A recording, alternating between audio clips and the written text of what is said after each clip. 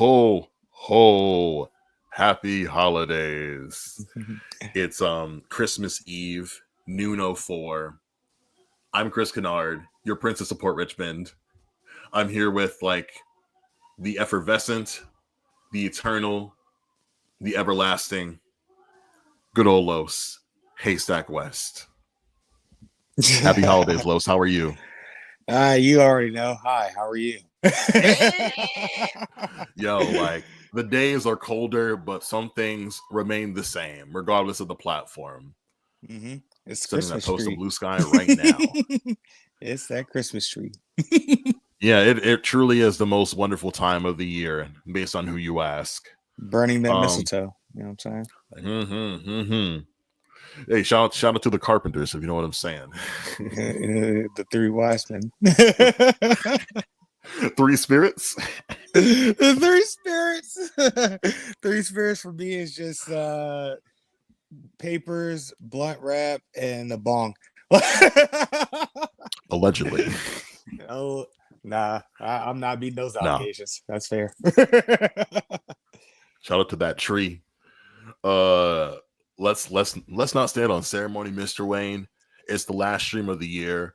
Thank you for your time. All those who may be watching. I say it in the description of the stream. Time is a gift. Let's thank you for sharing it with us. Earlier this year, Apple Music put out a list, the top 100 albums ever, and I was talking big shit. So I called my dog. I say, "Hey, Lore, we can easily cook up a better list than that." And so we started on our journey. Aylor put up his list. You can go watch that if you want. And then I'm thinking, it's not enough for just him and I to just have our takes. I need to call the entire Avengers. So I get on the phone with good old Los, and I'm like, can you come up with 100 albums that define you as a person? And then I got cocky and I said, of course I can. My brother in Christ. But true to his word, he has delivered, and we're going to go through every single one of those albums today. So here's how it works, because I realize now that I've made a mistake while making the description for the video. I was supposed to drop you a link, and I was supposed to tell you off camera, so I apologize. I was supposed to drop you a link of the Apple 100 list. So I'm going to pull that up now while I'm talking to you. And you can just glance over what's there, and we can discuss that if you like. But what's more important to me is what Aramide and I have taken off the list, because what I've noticed while looking at yours, you've included quite a few of the albums without even knowing that you have, which I think is so freaking neat. You know what I'm saying? So I'm gonna drop you something in your Blue Sky DMs. You could pull that up on your are you on your iPad or your phone? Recording on my phone, but I can pick this up on my iPad from Blue Sky. Stupendous. So you just have can scroll down as you wish. I'm gonna pull up my notepad because I have to keep track of what we're taking out from the full 100 list. Let me see, where did I leave this thing? It's in here somewhere. Okay, the Apple 100 notes, boom. And then the Apple 100 removed. So let's have that readily available. All right. So if you've missed our last two streams on this channel about our takes on this list, we have removed the following albums. That is to say, Aylor and myself. We've taken out Travis Scott, Kraftwerk, Arctic Monkeys, Erykah Badu, Guns N' Roses, Drake, Kanye, Radiohead, Beyonce, Nas, Stevie, Taylor Swift, Dre, the Beatles, the Rolling Stones, Prince, Led Zeppelin, Rihanna, Notorious B.I.G., and Tupac. And so with those 20 artists, those are the artists we removed from the list thus far in our discussion. And I'm gonna give you an option that I didn't give to Aylor. You have the option to put back any album that you happen to disagree with. But the interesting thing about your list is that a good chunk of the albums already included on the top 100 are already on your list. So with your inclusion of 10 albums that are going on the list, you still get to like take out 10 more of your own that you happen to disagree with. Because the idea is that there are like 30 of our own and 70 of theirs. Eventually, all of their shit is gone or put back based on who I talk to forward in the new year. I still have to pick about maybe like 6 other people that I want to collaborate with. So like, you know, no pressure, but like that's what you're working with, I suppose. So I think without further ado, what I wanted to do with you is that we'll go to every 10 albums. I'll stop and be like, why'd you include these? What's the story with these? You know? Okay. Feel free to like just like shout out any specific album that like you feel like is neglected by the annals of history and stuff like that. Sound good? Yes. Sounds great. Okay, stupendous. Let me go to the top, the tippity top. This is in no specific order, by the way, to any of those who are like that, just like, I don't know, like nerdy about it. Because like who really has, like, even with all the time that like Lowe's has, who has all the time to like categorize by quality, you know? Because even with like number 100 being Robin, Body Talk, I know I'm saying the album's bad, but even as a fan of her work myself, maybe I wouldn't have like put her on there because she's not necessarily a household name, even with all the hard work she's done for just like that all European pop scene. But neither here nor there. The first 10 albums on Haystack's Apples are included but are not limited to Nevermind by Nirvana, Trap Music by T.I., Doggy Style by Snoop Dogg, East is it East or is it just E? Well, East 90 East. Okay, it is East. Eternal. Okay. As pronunciation. All right, I wanted to make sure it was East and not something else. Yeah, so East 99 Eternal by Bone Thugs and Harmony, Watching Movies with the Sound Off by Mac Miller, Nevermind the Bollocks, Here's the Sex Pistols, Good Kid, Mad City, 1, 2, 3, 4, 5, 6, 7 by Kendrick Lamar, Food by MF Doom, rest in peace, 3 Feet and Rising by De La Soul, rest in peace, Trugoy, and Ramones, the self-titled. I think that's the first 10, if I'm not mistaken. I have the list right to my side here. Yep, that's the first 10. So there are a lot of fucking heavy hitters on this list alone. There's a lot of really good shit here. I'll let you bring up one, and I'm going to ask you about one too. All right. So I have a question about, say, the Sex Pistols. When in your life do you meet the Sex Pistols, and why is that significant to you? I first got into the Sex Pistols playing Guitar Hero 3. Perfect game. Anarchy in the UK is probably like one of my favorite songs in that game to play. And so from there on, I like fucked with Anarchy in the UK so heavy. I was like, well, let's do some good old backtracking. So yeah. I went back and was like, well, what do they have? Oh, they only have one album. Good. Just ran through the entire album. I was like, yeah, this shit cranks. Like, and that's kind of like how I pretty much got into punk rock for the most part.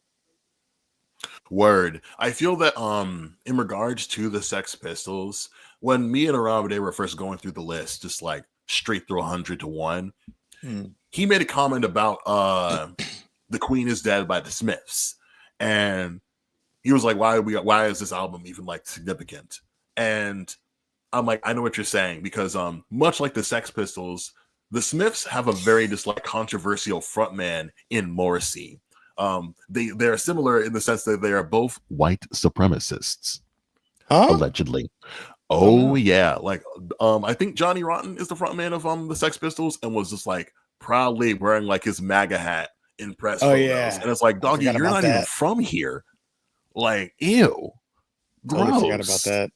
And so it's almost as if like the music is almost like it belongs to the fans and the community that like loves it so much. But like still scandal acknowledged.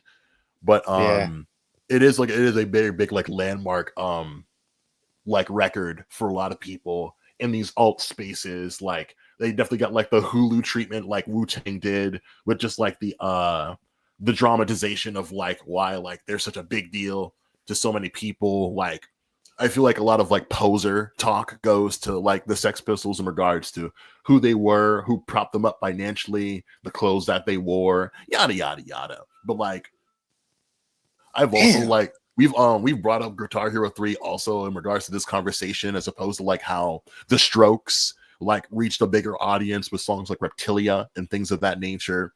I love Reptilia. I love playing that song Yeah, too. good Lord Almighty, that song is just it's a very pleasant earworm. Shout out to Albert Hammond Jr. wherever you may be. Happy holidays to you, Albert. Among like the other 10 that I mentioned here, like Kendrick, Snoop, Ti, Nirvana, Mac. Like, do you want to like speak on why you picked that one specific Mac record, perhaps? Watching movies with the sound off is probably Mac Miller's Mona Lisa album. It's also my favorite Mac record too. With kids, it's like, all right, and that's a mixtape album, if that makes sense. Like, Sure. it's the mixtape that everyone said, that everyone decided was an album. Blue Slide Park is his debut album though, and after Blue Slide Park, he was panned for it. Oh yes, I remember those days. And he took that personally. So when he started taking that personally, that's when he started experimenting with his music. And that's how we got Macadelic as a mixtape, right? And then after Macadelic, we got, I believe it was,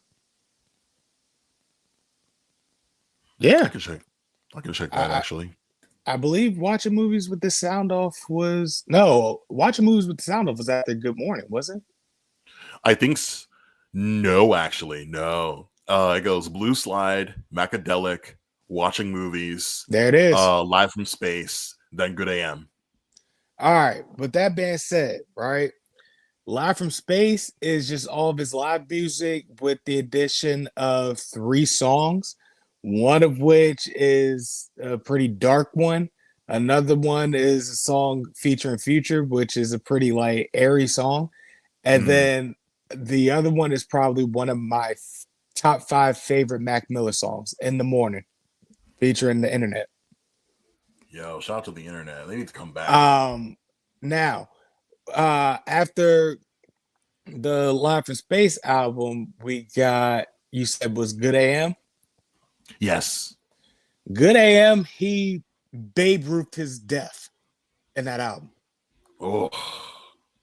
And that's why I don't 100% like going back to that album, even though it was an incredible album as well. And he predicted his own death and Godspeed. Man, I didn't even realize that. So Perfect Circle and Godspeed, he essentially like predicted his own death, and like that song, makes me emotional. Then after Good AM, I believe was the Divine Feminine. Yeah, then it was all over. Yeah. No, not yet. Everyone loved the Divine Feminine. I was like, that's pretty good. I remember like I remember like Divine Feminine being panned. Is that right? From my perspective, outside of the fandom. I thought it was I feel like people didn't take it very seriously. Yeah, great lead single. That's as far as it went. As far as like the scope of my understanding at the time. Right. And so even then though, like even though it was one of my least favorite Mac albums, it was still a good album because B, even though he was still experimenting with his music and like, what side of, tones and such he wanted to do with things as far as his like creativity went, he was still going to rap his fucking ass off. So one thing we were going to get from a Mac Miller album, you were going to get some raps.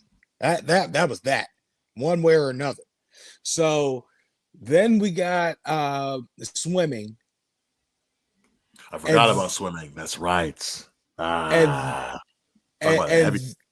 then just a month after Swimming came out, it was all over. But then we also got the companion album to Swimming, Circles. Yes.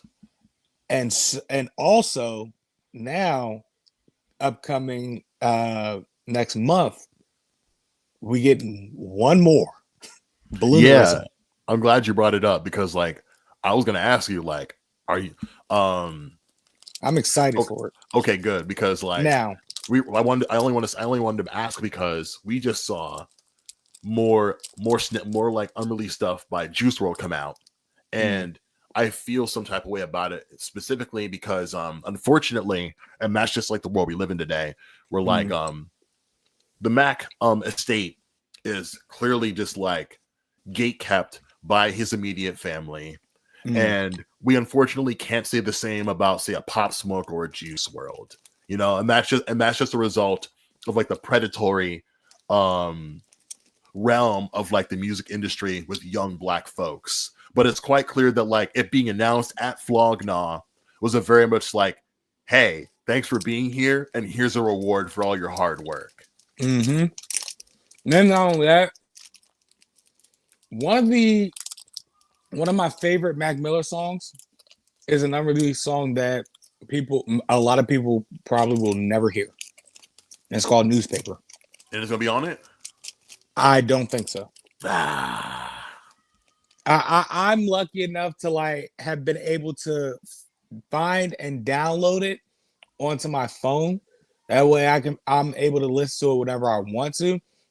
But it was taken down from YouTube a while back. So it's like, yeah, no, I don't think anybody will ever hear it unless the family estate actually releases it. However, back to watching movies. Now, watching movies was the album version of Macadelic's mixtape as far as experimentation went. We saw him start taking dark turns with his music, which is like essentially not a precursor, but like I guess you could say like fingerprints of Delusional Thomas throughout that entire album. From the opening, the like intro to Objects in the Mirror, which is everybody's favorite quintessential Mac Miller song, Objects in the Mirror. That ain't even the best song in that album to me. Yeah, it's like the big hit. Yeah, it's Red Dot music. Red Dot music is my shit. Red Dot music is the type of beat that I absolutely love. That boom, boom, bap, boom, boom, boom, bap. That beat pattern, exactly. I love that beat pattern. You can get it in a lot of other genres. This is Conway the Machine, West Side Gun joint called Rabanga that uses that beat pattern. There's Max used that beat pattern a couple of times before, and it works every time. That beat pattern, that motherfucking BPM, that speed, 10 out of 10. Like easily my favorite pattern. Easily. But yeah, watching movies, the song, he goes to fuck in on that jump. Like it's just a whole bunch of experimentation with his like with the like musical side of things as far as production and sound goes, sonically, as well as him figuring out how he can like destroy it lyrically, or if not lyrically, like rhymes schematically. You know what I'm saying? That's the majority of that album, and that's what I loved about it. Then you had the bonus songs with Tyler and Earl. Yeah, Tyler, Claymation I love. Earl Sweatshirts and I'm Not Real. I like to play on YouTube the without the modulator, the voice modulator. So like okay, yeah, kind of like Nikes without like the voice effect. Yeah, so it's like where Earl Sweatshirt pulling me to the road, and I'm a running bloodhound in my nose to the money. And they, reverbed it, like, kind of, brought it back to normal voice. So it's like it actually sounds like Earl. When you actually go back and listen to that song, because I'm pretty sure nobody 100% like listens to what is being said in that song. Mm-hmm. And honestly, when you go back and listen to that song without the reverb, without the voice modulating or whatever, yeah, this motherfucking Mac is destroying that song. That is probably one of my like favorite beat rides that Mac has done in his entire like.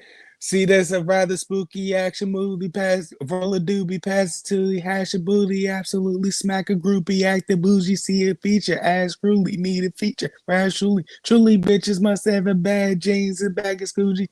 He destroys that second verse, destroys it. He goes on a rampage. Yes, that literally one of my favorite beat rides. Yeah. So yeah, that watch movies with the sound off is easily a 10 out of 10 album for me. Well, dissertation. All right. I only want to make a side note is that I wanted to give a brief shout out to one Rab So Petty, the creator of Hood Jujutsu Kaisen and the Hood Anime Awards. Because there's this one specific interaction between Naruto and Luffy from One Piece, where like they're nominated for like the Crash Out Awards. And Naruto's like, man, fuck you, Luffy. The only rubber band man we respect is T.I., and that's on me. And I'm like, a lot of like hip hop animators are gonna love that specific reference. And I thought, made me think of Los when I saw that trap music specific album on the list, and so brother, we are going to have conversations about that off screen about that. We need to talk about trap music, and honestly, I would acknowledged. love to talk about trap music on screen because trap music is one of my favorite albums of all. Like this is 100 favorite albums that top 100 albums that influenced us. Like these are all batteries that have been put in my back and in our entire lives. Trap music and G Unit's Beg for Mercy was essentially all I played throughout middle school. Wow. Like trap me like I first 24's first drop when I was that junk came out in 2003. We gotta go back to Bone Crushers Never Scared because I was impressed by T.I.'s verse and Never Scared. Now I was in 2002. So I was in the 5th grade. So when trap music came out, I had just gotten to the 6th grade. It came out like that summer. I was in the 6th grade that fall.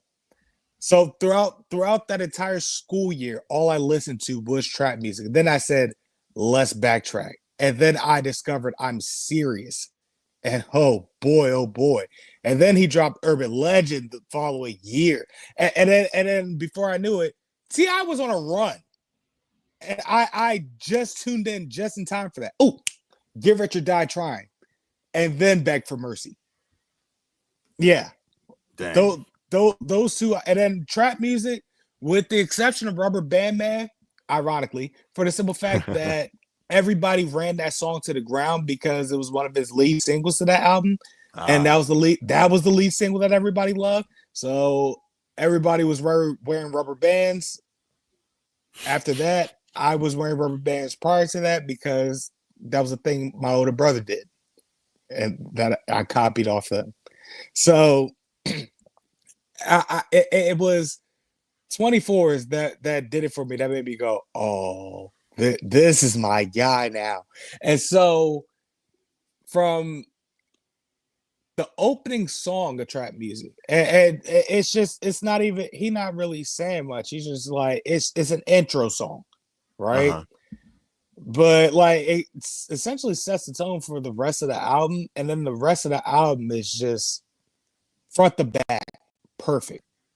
From that joke to all the way to, you know, that 3 single string of Let's Get Away, 24s, and Rubber Band Man to King of the South. King of the South might be the highlight song of the entire album, in my opinion. And then Long Live the Game. Long Live the Game is a fun way to end the song because it's him essentially, you know, dying, but it's how he goes out that makes it so cool. You know what I'm saying? But King of the South is easily my favorite song in that album. So much that my very first mixtape in high school, but seriously though, my homeboy Jordan, shout out JG Jet, he made some beats for me for the mixtape. And one of the beats I like, it was essentially King of the South. But it was like, you know, it was, of course, it was different for obvious copyright reasons, so on and so forth. And which he hit me to at the time. I was like, that's a thing? And he was like, yeah. I was like, damn. All right, well, it's kind of like King of the South, but all right, let's do it like this. We'll do a different pattern to things or whatever, but I still want that. Like, I need that. I need that. And so he did that for me, and then like that, I made something out of that. I will never be able to recover that album, unfortunately. Sorry. Lost in the annuals of time. That's a break. There's always Hi, How Are You? In which that's available on MediaFire. I'm figuring out how to get that onto streaming and DSPs. I've strongly considered, with the inspiration of our good buddy Kenny. Oh, man, shout out that King Hendrix for just giving you these biblical bars in a way that's not just like facetious or cheesy. You know what I'm saying? Just like they're actually genuine. We have the context of knowing Hendrix and like knowing his story, but just like out of freaking nowhere, like, oh, I made a little something. Would y'all like to hear it? It's like, man, of course. And it's like, hold on. Hey, Funk Flex, drop a bomb on this shit. Real talk. I'll put it like this. If Kenny told me that like the genre he was shooting for would, or like this is Christian rap, I'd go, sure it's Christian rap. Very Georgian. Like it don't feel like Christian rap, that's for sure. Like it's very, very Arrested Development, Souls of Mischief lane. It's not, you know, your atypical subject in rap, but it's subjects that do need to be talked about more. And it's not like, you know, anything like mental health or anything like that. Oh, it's also mental health, but it's also like, you know, real life, you know, not situations, but real life, encountering real life in general. And so that's the charm in it, you know. Me, let's say, Duck, because my thing is, I can't afford any of my hobbies right now. Anything I want to do as far as like, you know, creativity and free time goes, can't afford it. Yeah. If I were to be able to record in a booth of some sort with some music of some sort, you may finally get Hi, How Are You Too? You might. But we need to have a we need to chat after this stream, clearly, that because like it's the way that like a lot of cats are like. I remember to like talk about my real life. Actually, I went to visit a friend in Mocha one year for my birthday. I usually come to Mocha on my birthday. I went to visit a friend because he owns the home where I sleep when I go there. Like our homies live there, but I'm like, let me get a key from old boy. I go to the crib. I'm like, how are you? And we have a real conversation about his mortality. And like, in addition to that conversation, he's like, I got you something. And he like got me some gear for like this shit. And was like, and he was basically saying like, lock the fuck in. What's taking you so long? You need to do something. And next year, like, is all about taking that more seriously, doing these more often, making more connections. And so, especially with like things changing around the world in a very like real, visceral way, what better time than just to like do what the fuck I've always wanted to do? And that goes to you too. Because even like a person that I love is like, I want to go back to school, and it could take a decade to study what I want to study. And I'm like, with all that's like, the world basically ended. Why not go back to school and like learn something? When maybe you could change the world with what you're learning. And it's astrophysics, by the way. Like put a quantum mechanics like 101 session in our Discord, and I'm just like, what the heck is going on here? Knowing damn well I barely passed algebra 2, and I'm just like, but this is like, it's clearly important. This is clearly important to you, so I need to like just like focus more and like pay attention so I can ask real questions about like black holes and shit like that. So if it means that like next in 2025 we get like a hi, how are you too? Like the streets need that shit. Well, that's the thing. As I know, science as a prerequisite is exactly why I'm not going back to school anytime soon. But neither here nor there. You already know. Hi, how are you two should have already been done. It was already done.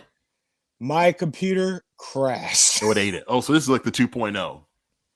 So with that being said, it's like it's kind of like when Inspector Deck had probably the best album the Wu-Tang Clan had, but the flood ruined that. The flood. Yeah. Kind of like that. So it's like I had something. I was going to put it out on a date, and my computer crashed like weeks before that date. Like, not And today, so, baby. and ever since then, I had writer's block. But now that was roughly, I'm 33 now, a little less than 10 years ago. So I've lived a bit of life. Life has happened. You know, the world has happened since then, and so I have a lot to talk about now. You know what I'm saying? And it's like, kind of like something that Kenny had told me that I like, scoffed off initially, but made me go, huh. Jay-Z started late. Late. So, time is fake. We made that shit up. Hey, man, it's a flat circle, but also my parents are up there. So, like, I cherish it. Yeah. Amen. Hey, for once, yeah, like, again, we made it up, but like, we made up a whole bunch of shit that we care for now. So yeah, exactly. I guess it makes for a reason to care about the things that you need to care about more. Alrighty. So we have like 90 more albums to go. And Yeah. Speaking of 90, I have bad news for you. I looked at the top 100. I got bad news for myself. Jesus. You gave me 98 albums. Are you shitting me? I could have sworn I know that you have, because I've been compiling songs, because like maybe like you're a person who's gonna stumble onto this stream and haven't heard of any of the albums that Carlos likes. So in lieu of that, I'm like, if you have Spotify, there's the playlist. But then I'm like, so I'm picking every album, and like I didn't even finish what I wanted to do yesterday in regards to like getting it all online. What's that? So if I may, right? Please. It might be a breaking or besmirchment of the rules here, but that top 100 also had an album or two that I looked and went, damn it, I could have sworn I thought of that. I didn't add it to the list.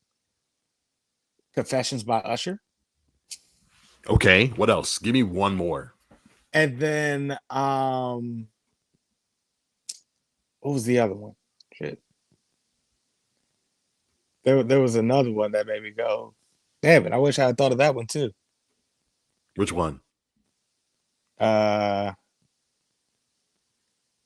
Give me 1 second, bring it back up.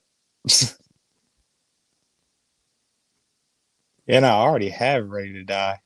And then you said like we couldn't do group. We like had to keep groups and individual artists separate. So I tried to cheat and do all the Wu-Tang Clan before saying fuck it and going. You know can what? put Wu-Tang Clan in there, especially since we're short one record. Oh, if that's the case, because I know I didn't, Beg for Mercy, G Unit. Okay, so now we're back on track, and we can move on to our next 10 records, starting with Supreme Clientele, Ghostface Killer. And tell me if I'm pronouncing this wrong. Tikal by the METHOD, man. Super Tight by UGK, rest in peace, Pimp C. Aquemini by Outkast. Release the flutes, Andre. Illmatic by Nas. Scandal acknowledged. Ready to Die by the Notorious B.I.G. Rest in peace. What? Walk back. What scandal? We'll get to it. Trust me. Okay, moving forward. Ready to Die by the Notorious B.I.G. Rest in peace, Mr. Wallace. My Beautiful Dark Twisted Fantasy by Ye. Scandal acknowledged. All Eyes on Me by Tupac, Raising Hell by Run DMC, and Mr. Smith by LL Cool J. Now, in short, like as you may be aware, Khalees and Nas were married, and Khalees said that while they were together, like Nas committed some Chris Brown crimes. Oh yeah, that scandal. Right. I don't want Muggs to forget about that. And like again, it's one of those situations where it's like every hip hop head has like a Nas story to tell, but like I want to keep it a buck. I want to keep it a buck. You know what I'm saying? And by the way, Bill Murray, we on that ass. Like, don't think it's safe for you, my dog. We on that ass. Because he took down Khalees? Like what? No, but like even before they started dating, there was some fuckery afoot, which is these allegations. So Bill, we on that ass, boy. Yes, bro. Damn, dog. He got that Wu-Tang album nobody's ever gonna hear. He bought that shit? Nah, them's were the rules. Him and Riz are friends. The person that bought it, he has a copy. That farmer bro Dort. Yeah, when he wound up going to jail, he had to relinquish that album, in which the rules stated if you had to, give up that album for any reason, any legal reason, that album was bequeathed to Bill Murray. What a very specific person to give the album to. I said this was the weirdest rule ever, but I would have bet this was before the farmer bro dude went to jail and shit. So it was one of those rules that made you go, what? But then when it actually happened, it made you go, oh. Hey, right. To any youngster listening to this stream, if you're like, go to law school, because like that's the kind of shit that like comes up when like you're studying this shit.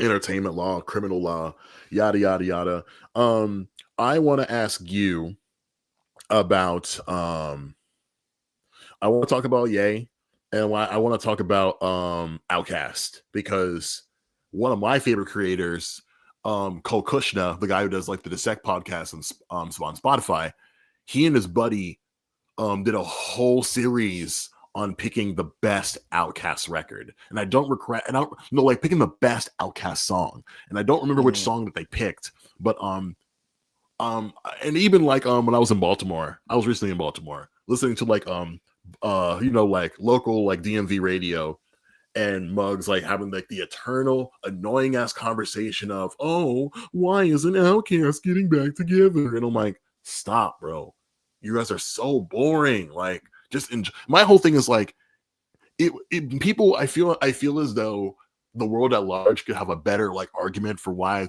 like demanding that they tour together if you played any of their album cuts, like any of like just like these long ass songs. Like all y'all do is play the singles, so of course they ain't finna get back together. You're paying them to stay at home.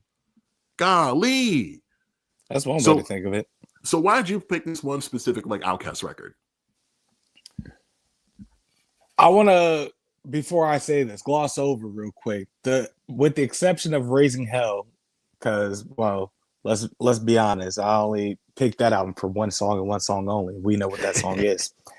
And Mr. Smith, I honestly am.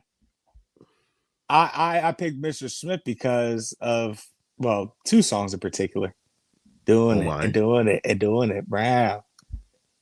Especially, most particularly. That's my shit. Ladies love Jose. But all these albums that we named have put batteries in my back in specific times in my life.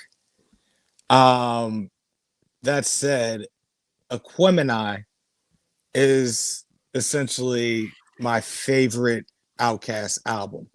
Most people talk about Speaker Box Love Below. Most people talk about Stankonia. And I get it. Those are probably their best albums if you're, not deep into Outkast. But if you're deep into Outkast, your selection is Southern Cadillac Play of Music, AT-Aliens, and Aquemini.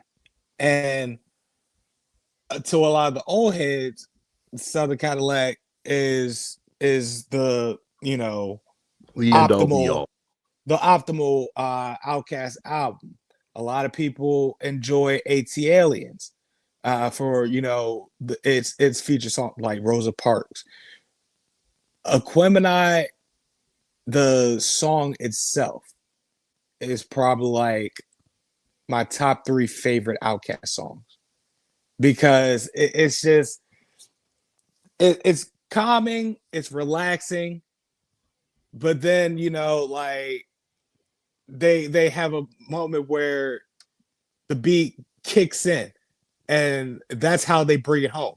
They just like it starts with Big Boy getting 8 bars off, and then Andre kicks in, and like when he comes in, it's like that full verse breathes new life that Big Boy had just breathed into it. You know what I'm saying? Like it's an amazing, song. And then not only that, my favorite Outkast song is in Aquemini, Spotty Oddie Dopalicious. I'm pretty sure like that's the song that I chose for like the Spotify list, not having any prior conversation to you. So we're tapped in. Yep. Right. We all know what my favorite part is. That's 3 Stacks spoken word part, and the crowd goes wild as if Holyfield is just won the fight. But in actuality, someone just got hauled off in an ambulance. 3 niggas got sliced up. 2 niggas started busting. Wham, wham. And 1 nigga took his shirt off talking about, now who else want to fuck with Hollywood Coke?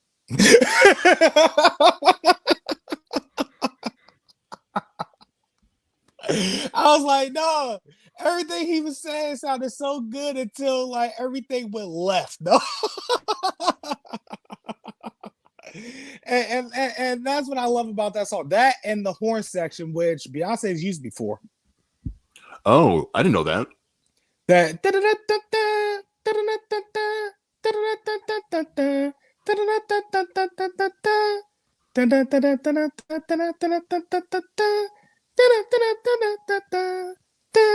Beyonce's used that in the song. I forgot which song exactly. I do not know that reference at all. Yep. So yeah, that is not only an influential Outkast album, but it's legitimately my favorite Outkast album. Heck yeah.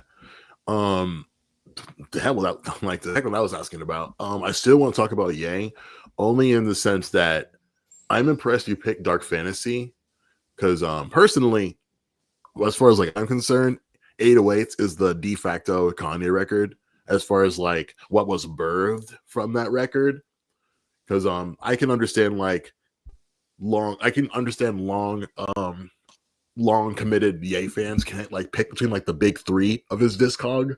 I just think like 808s is like the best like example of like seeing what's happening in like the popular canon and then taking it a different direction and influencing like most if not all the new school and like the alt black scene.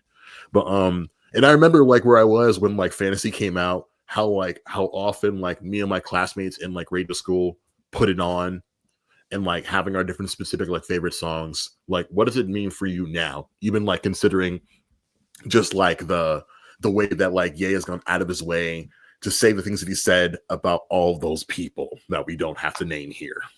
Well, as we all know, Ye is willingly batshit crazy. So we can say that now because we know that he knows that he has a mental illness that he refuses to treat.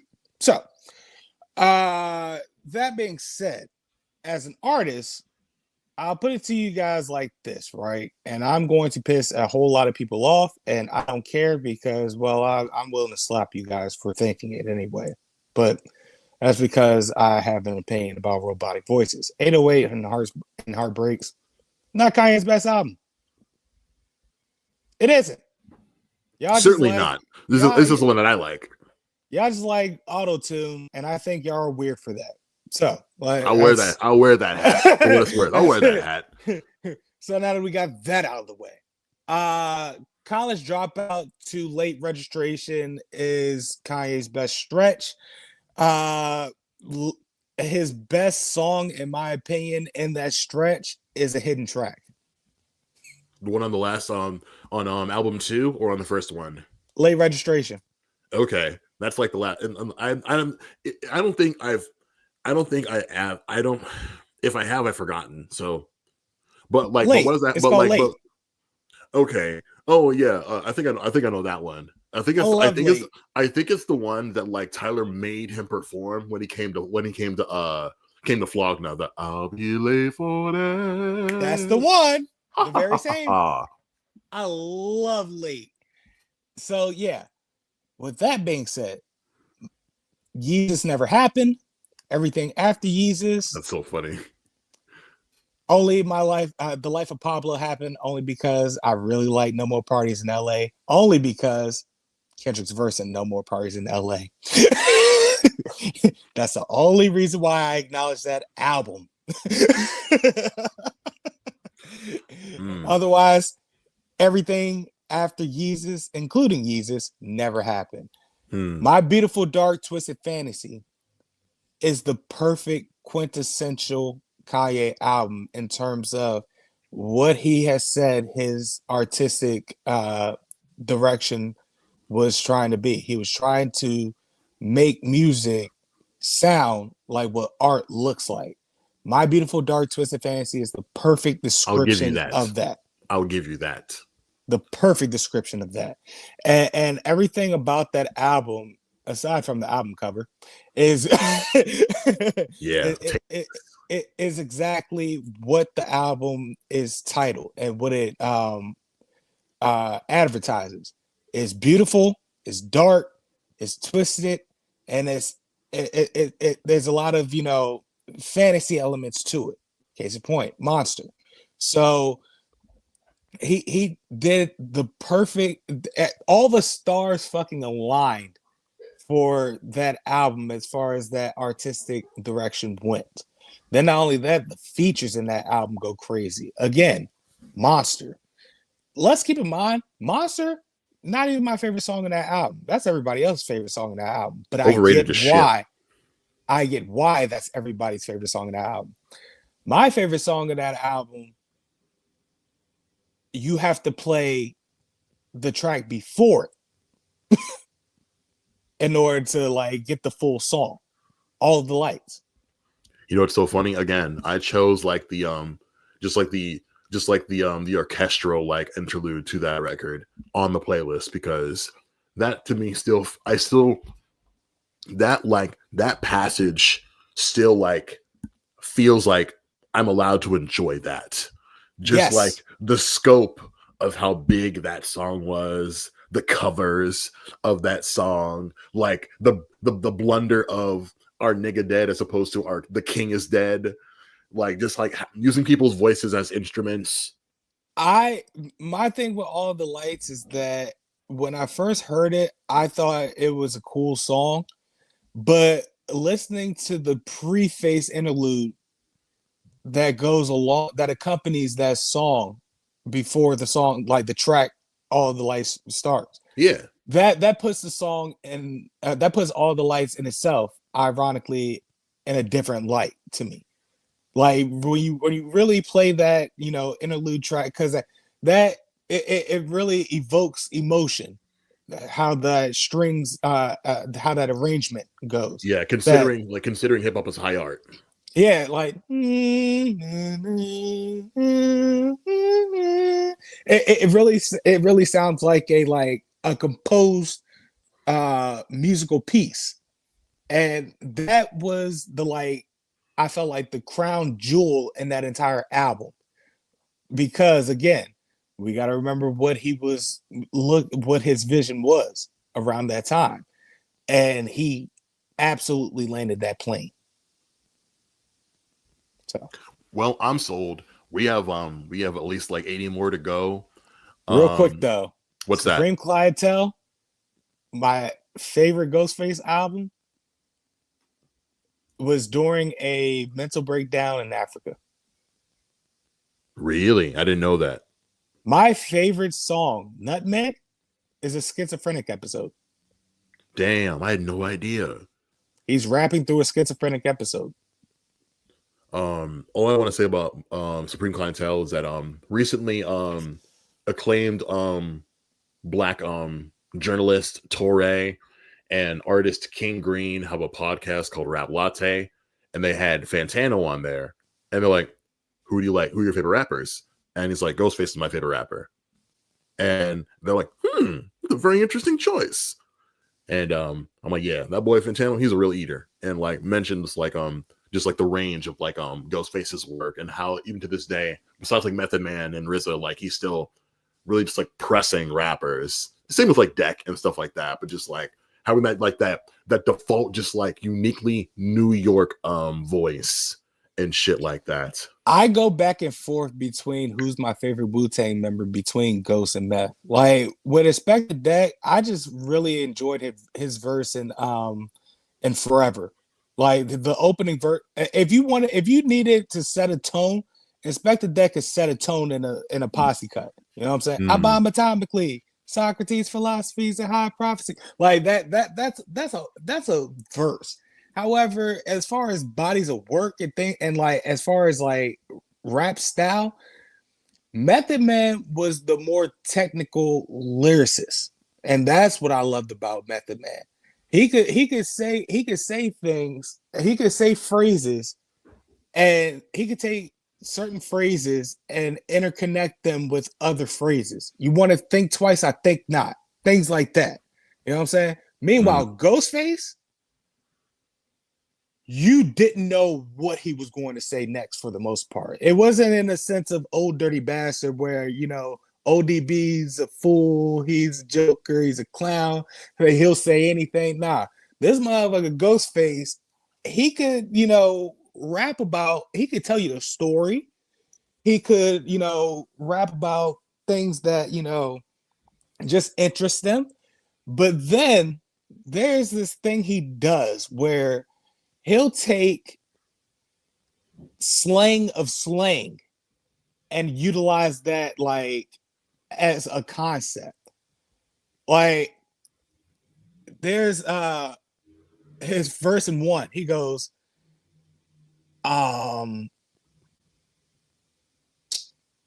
fuck, I forgot the verse that fast. However, the fact of the matter is that like he could say things that doesn't make sense until you understand what the slang for it is. You know what I'm saying? So you like give me some type of slang word, Chris. Like let's talk about like the default Moco slang word, sice. Sice meaning hype or exasperate, things like that. That motherfucker will say something that means size that we have like devolved into like further slang in order to, and it like hops over the word size in order to like catch the meaning. You know what I'm saying? Does that make sense? Like that's what he does. He does like that, and that stuff like that blows my mind because you could take slang from one thing and use it to mean a completely different thing. That's wordsmithing. Hip hop, real That's hip real hip hop hop. right there. You know what I'm saying? So, hey, nothing more need to be said than that. Let's move right on to our next batch. yes. We have The Blueprint by Jay-Z, Get Rich or Die Trying by 50 Cent, The Hunger for More by Lloyd Banks. Now I had a hard time finding this record, so I had to scroll back up to the list that you gave me. We got As Nasty as They Wanna Be by 2 Live Crew. We got The Carter 2 by Lil Wayne, Butterfly by Mariah Carey, Crazy Sexy Cool by TLC, I'm Invading the Night by Whitney Houston, Never Too Much, Never Too Much, Never Too Much by Luther Vandross, and Songs in the Key of Life by Stevie Wonder. Buddy, I don't want to harp too much about Get Rich or Die Trying because I already have the first time you brought it up, but I do really want to talk about your passion for the Carter 2, and I would love to, like, based on your reaction, tell me about TLC. Yeah, tell me about Wayne and TLC. Why did those records mean so much to you? all right. So with Lil Wayne, Lil Wayne in particular is a special nod to my older brother because Caleb put me on to a lot of music growing up, but with him and his set of the boys, they were always listening to Lil Wayne. And I'm talking about from that period after 500 Degrees, because you know how Lil Wayne has like different stages of his career. So after the block is hot, lights out, and 500 Degrees. After that set, Lil Wayne like conjured up a group called Squad Up, and they just dropped hella mixtapes left and right. And so that's when I really started getting into Lil Wayne because of them. And then Lil Wayne started dropping, singular mixtapes before he dropped the Carter series. And the Carter 1 and the Carter 2, all three of us go back and forth over which one's the better album of those two. Because we've all accepted the fact that the entire Carter series as a whole, mid. But the Carters 1 and 2, it's like that it's like the horse picture. It's like a real horse, the Carter 1 and 2. And then the Carter 3 is like a real beautiful drawing of a horse. And then 4 and 5 is like the cartoon drawing of a horse. You know what I'm saying? So the Carter 2 in particular might, in my opinion, be Lil Wayne's Mona Lisa for the simple fact that this was at a time he was battling out Jay-Z for the title of Best Rapper Alive. And this was his most competitive. And so that competitiveness shined through. Like, what people don't understand about the Carters 3 through 5 is that this is after he won that title. They get worse over time. Exactly. So he started getting lazy because once he had that title, they said, that's that they can't take away from him. Now, while Jay has been kind of watering down his legacy with like making more albums after that period of time, your Magna Carta, Holy Grails, your 444s. Still, Jay has still progressed as an artist, though. That's the thing that he tried out different shit for sure. Yeah, he tried different shit because he's getting older. He can't rap about the same shit his entire life. Eventually, you get to a point where you rap about what you experience at your big age. And Jay rapped about getting his ass whooped in an elevator by his For the record, sister-in-law. scandal So, acknowledged. so yeah. So like, eventually, as you get older, you start to rap a little bit older, but that's the charm and all that. With Lil Wayne, it's like he only recently got back to your Carter 2 era type of rapping, because then for a long period of time, last decade or so, it's just been setups and knockdowns, setups and knockdowns, setups and knockdowns, setups and knockdowns for 8 to 16 bars straight. And I need to set up to at least be set to marvel at real quick before we knock the shit down. You know what I'm saying? Like, give me more than similes and metaphors. I need more poetic sound devices, you know? And the Carter 2 was a period of time where he was actually in a bag where he wasn't just throwing out similes and metaphors, similes and metaphors. He was actually giving you concepts, setting these concepts up, and then knocking them down.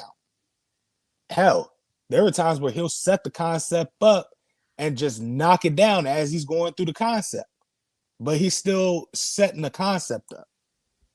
Like, the entire first two albums had their interludes, and with the one, it was walk in, the Carter, walk out. With two, it was fly in, the Carter 2, fly out.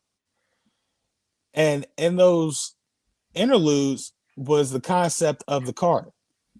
And even as he's rapping the concept of the Carter, he's setting up your vision of what the Carter is. And then with that vision is everything folks try to convince you the Carter 3 with. Bingo, living in abstraction. Exactly. So like he's knocking down while give you a concept with his lyricism. And that's what made that album so special. Then there was Best Rapper Alive. Because that Fear of the Dark sample, I love it. All I want to say is that you mentioned that whole squad up period of Wayne's career, which I am very unfamiliar with. And so thankfully, when you Google it, you get a whole Wikipedia article. And I just want to state to the audience, there are at least 12 squad up tapes. And that is a lot of music, considering this was a time before you could just like find everything on the internet. You really had to just be in the know. You had to know folks. Folks had to like pass you a copy. And that's very fascinating information. If you have ever heard that Nuck If You Buck freestyle, at any point in your life, if you've heard Lil Wayne freestyling the Nuck If You Buck, it was in one of them squad tapes. Fascinating. Right? That and then that squad period set the stage for the most amazing summer or two of leaked music of all time. Because after the Carter 2 dropped, everyone was anticipating the Carter 3, right? And if you recall, the Carter 3 came out in like 2006, while the Carter 2 came out in 2004, some thereabouts. So that period of time between like 2004 and 2006, there was a summer where we got what we presumed was material for the Carter 3. And that's where you got I Feel Like Dying.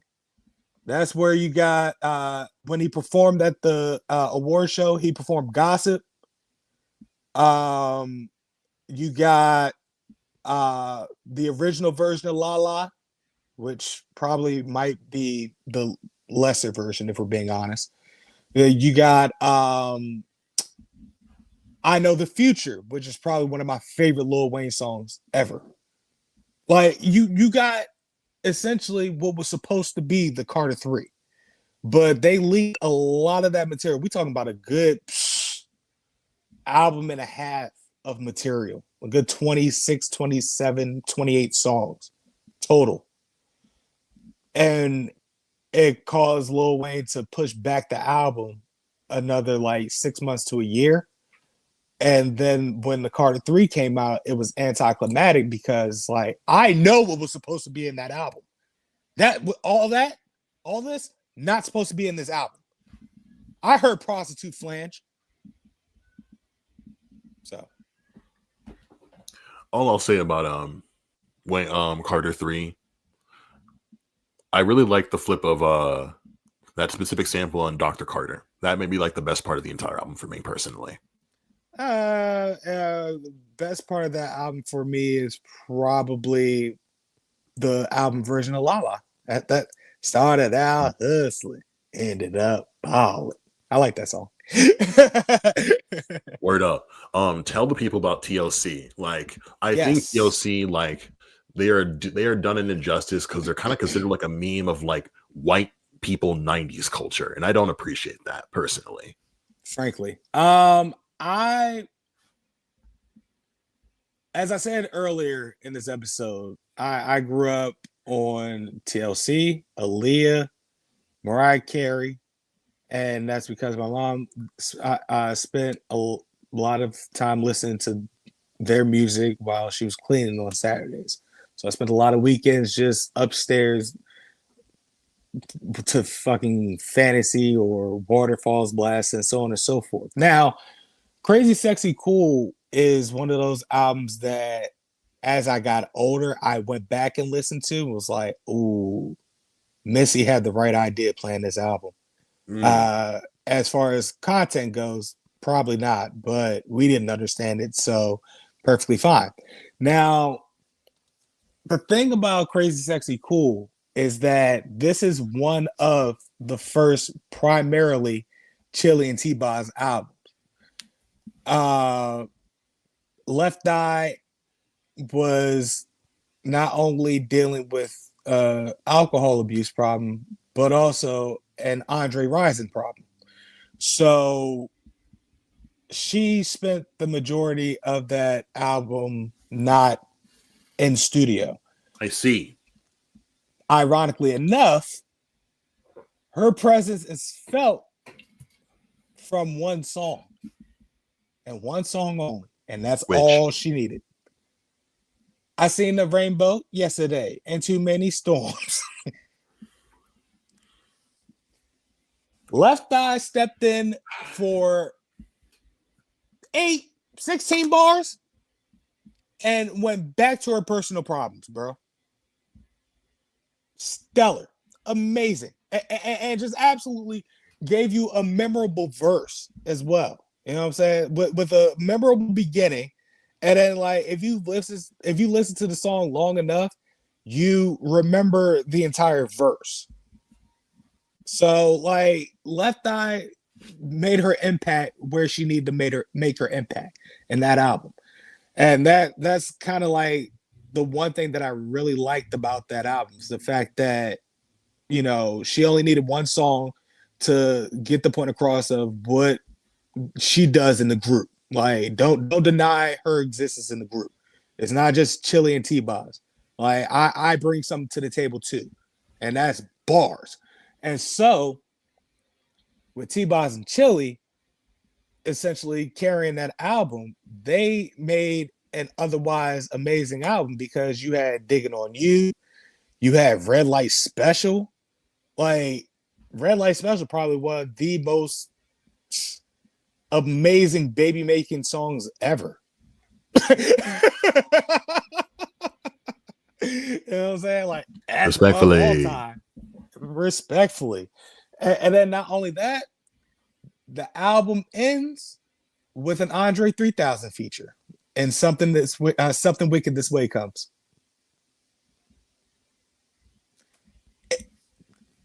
Top tier album, easily. And that's just I literally had to sit and choose between that and on the TLC tip because A, baby, and B side wise, Left Eye goes on a like 3.5 minute Rampage to Ain't Too Ain't too Proud to proud to Beg. beg. Yeah, like Ain't Too Proud to Beg is his own standalone song. However, like they B-sided Ain't Too Proud to Beg with just Left Eye going in for 3.5 minutes, and then another them thing. and then them like bringing it home with the bridge. Like, so yeah, I had a little bit of trouble, but you know, Crazy Sexy Cool, again, that's an album I've listened to the majority of my life. Word. Let's move into the 30s. We got Thriller by Michael Jackson, the Slim Shady LP by Eminem, The Big Payback by James Brown, One in a Million by Aaliyah, There Is a Dark Side by Redman, Long Live the Kane by Big Daddy Kane, Paid in Full by Eric B. and Rakim, Conspiracy by Junior Mafia, Perfect Angel by Minnie Riperton, and Paranoid by Black Sabbath. I want to also point out real quick. What's that? Conspiracy by Junior Mafia. Another Caleb favorite. Man, shout out Caleb. I cannot wait for next year when we get him in the writer's room for executive producing our show at some point next year. He won't do it, but he won't. The thing about Caleb is he thinks he's too cool for a lot of things. So like he won't do it. However, if I told him, hey, give me 5 of your favorite songs, he'll do that. That's what I'm saying. That's and like he doesn't have to be on the show, but like no. I want his input. You know what I'm saying? Yeah. I need the whole clan to beam in, you know what I'm saying? And shout out to man for dropping. Did he? Yesterday. Duly noted. Mm-hmm. I got some homework to do later on. I want to know. I guess we'll have to restrict to one album since we are running behind on time. Tell me about Black Sabbath. Why do you care about this band? Ozzy. That's what it really boils down to. Ozzy. Grandpa Ozzy. That's one fucker. Like just in general. So Paranoid is one of those albums that I listen to because of Guitar Hero. There we go. Like a lot of the rock albums that are on this list are because of Guitar Hero. Like Guitar Hero really opened up my rock palette. So there was a moment where I sat and was like, what songs did I really enjoy the most that I actually went on to listen to the albums? And with that being said, Matchbook Romance, that was out of the question, even though Monsters is one of my favorite songs to play. Nevermind wound up being, again, one of the batteries in my back.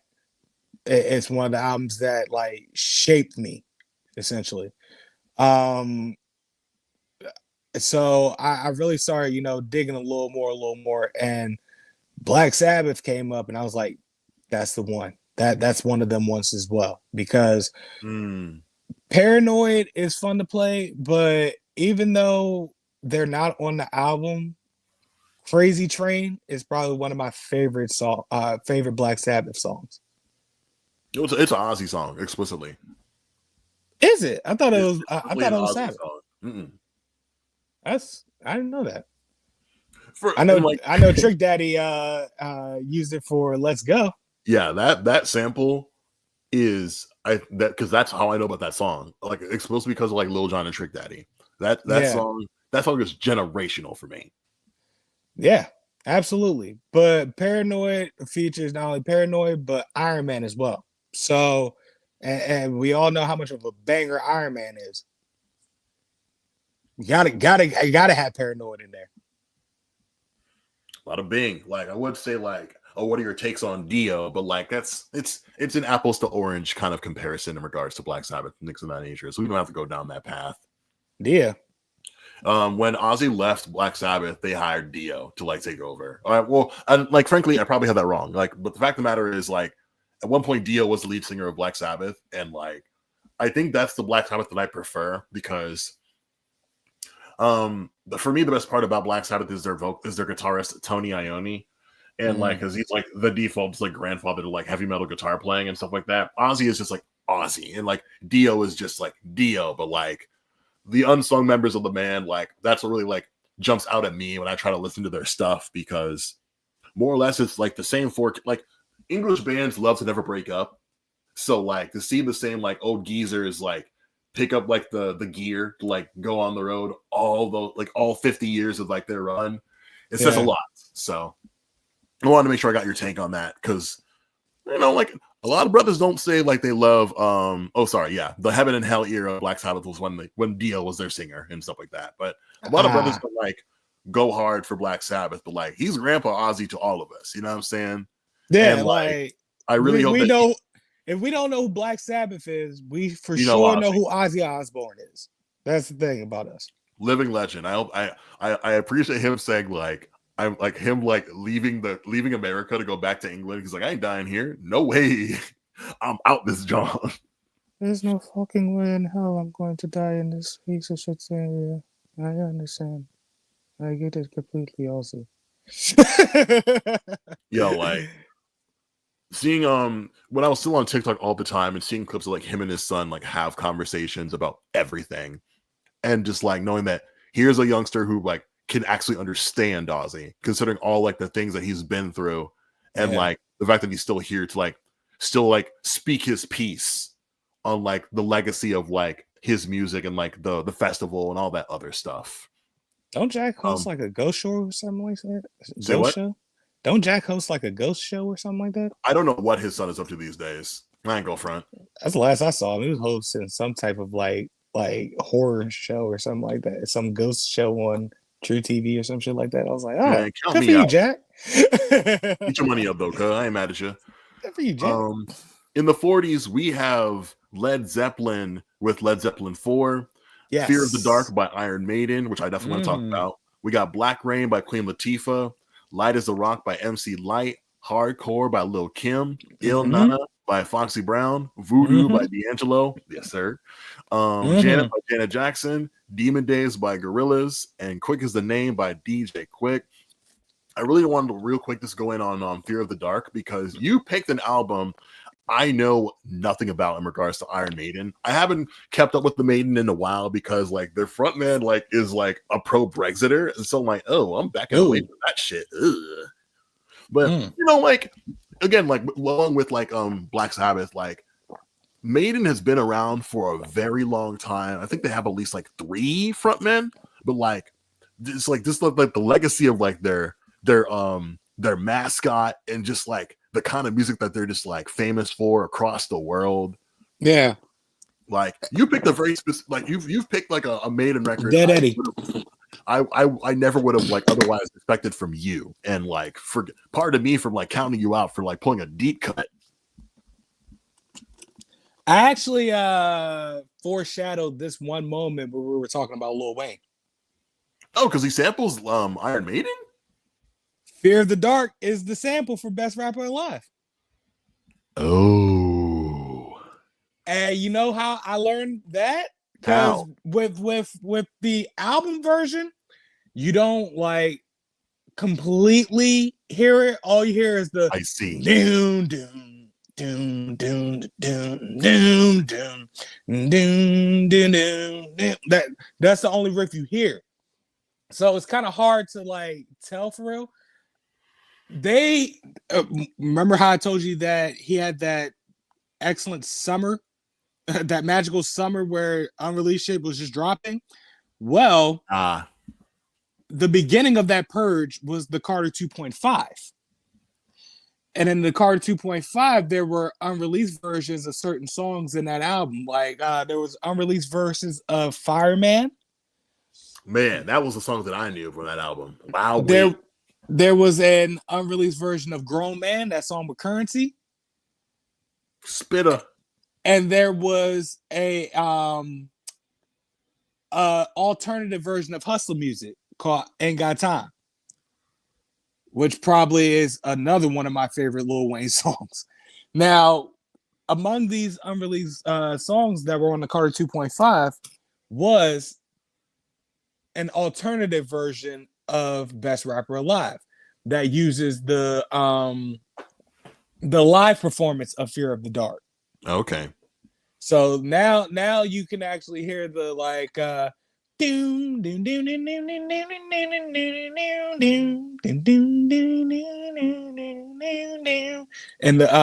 the chorus. And then when you hear, you know how they had the little during the verses, you can actually hear the crowd going along with the song like they did when they played live. Mm. And then you like it actually starts to make sense. So I actually went and like listened to the live version of Fear of the Dark, and I banged with it so hard that I went and listened to the album version of Fear of the Dark. And then at that point, I was like, I might as well listen to the rest of the album, right? And while the album in itself was like, all right to me, Fear of the Dark is a standout to me. Definitely. All right, bet. Before we move on to our next 10 records, tell me about like the Queen Latifah record that you selected, Black Rain. UNITY. Who you calling a bitch? That is all right. So a lot of these albums I've added on the list, not necessarily for personal reasons, but because they're like it should be. It just deserves to be in the list, right? Black Rain as an album, like as a full body of work, is one of those albums that deserve to be on the list just because of the lyrical content and what she was talking about in the entire album. Period. Like that was all about Black female liberation and speaking up against, female abuse and violence towards women. And at that point, you got to go up for that. Plus, she getting bars off throughout the entire album. Then again, you have Unity, you have Just Another Day. Like it's a solid album in general. A lot like Light as a Rock. A lot like Hardcore. Like these are the pioneers of female rap, and they were dope as fuck.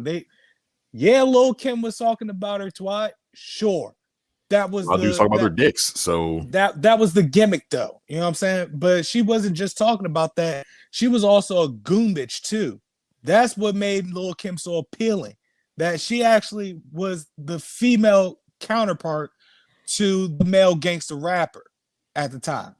That's where the appeal was.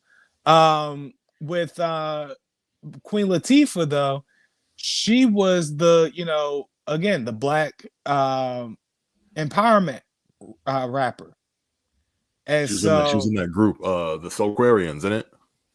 Native Tongues. Oh, I'm tripping. My bad. And so she was like that part. She was that part of the spectrum. So it's like where Lil Kim and Queen Latifah are two different ends of the spectrum. We can't have one without the other. We can't have one without the other. Exactly. Like Foxy Brown on the Lil Kim side of the spectrum. Keep her far the fuck away from Lil Kim as possible, though. And then MC Light is on the Queen Latifah end of the spectrum. And it's not just in terms of years of when they dropped, it's in terms of their lyrical content, what they're talking about. Exactly, their styles. Are you gonna like peep the Queen Latifah biopic when it comes out? They're doing that? Oh yeah. Is she playing herself? I don't think she's gonna be in it, but like I would have put it past her because that's just the type of time she on though. Why not, right? Queen Latifah, sure. Man, that woman the is legacy, the career, television, film, music, gosh, proper bro, triple threat.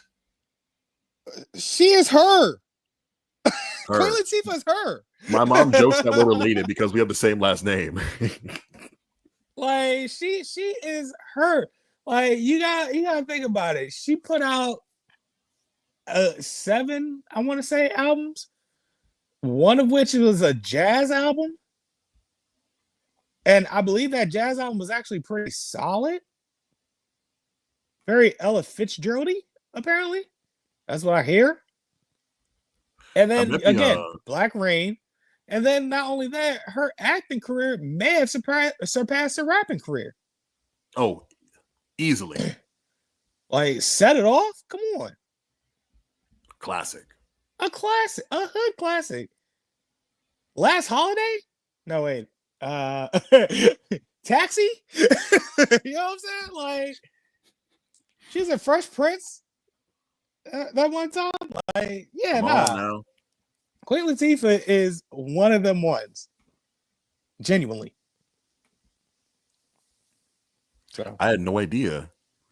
Los, you remember know this? when she met it? Yep. She sure did. Of course you knew that.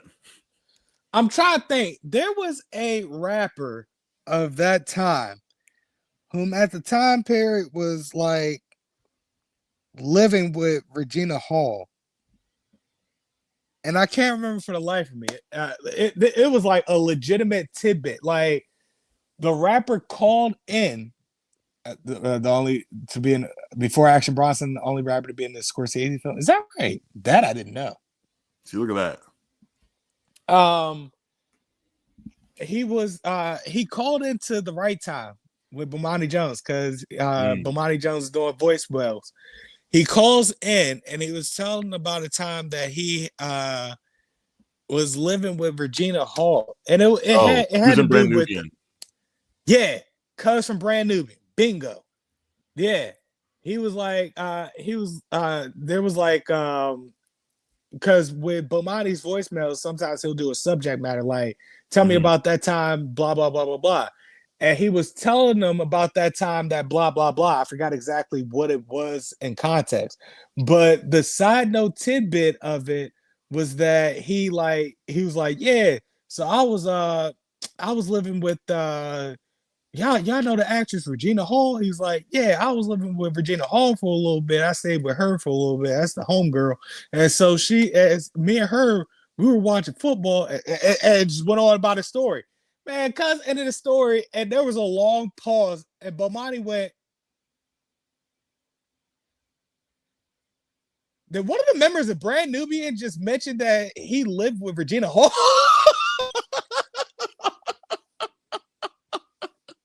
And degrees of separation. Blew Bo's mind, dog. It had me crying laughing. Yeah, I completely forgot who exactly the member was, but yes. It was Derek Murphy. There it is. Damn. Good looking out. However. Shout out. Should we keep going? Yes. Go ahead and carry that. You know what time it is. Oh boy. The next 10, we got The Wall by Pink Floyd, Anti by Rihanna, 3 years, 5 months, and 2 days in the life of Arrested Development. We got Forever My Lady by Jodeci, Street Songs by Rick James, It Must Be Magic by Tina Marie, A Quiet Storm by Smokey Robinson, 4 by Beyonce, What's Going On by Marvin Gaye. Number 60 is Shaka Khan and Rufus. Khan and Rufus. I have 2 things I'd like to say about 2 of our goats. I don't know if you listened to me and Aylor, we went on a tangent about how we didn't believe that Anti belongs to be on the best albums list of all time, considering it's not a perfect record. Do you have any takes on that? That's the best way to end a music career. You know what? You're not wrong about that. Because I think I was on the type of time where it's like Rihanna's gonna give you like 30 singles, but she's not really an album kind of artist. Whereas with Anti, she gives you not only those singles, she gives you a full album, and then sends you off with a song that initially wasn't hers, but by the time she was done with it, is hers now. That Tame Impala cover is bonkers bananas town. Big fan of that shit. It's my favorite. I don't even listen to the Tame Impala version for one like minuscule reason. I know what you're gonna say. I know what you're gonna fucking say. And Rihanna does that minuscule reason and it's perfect. End the song proper. Don't fade the shit out.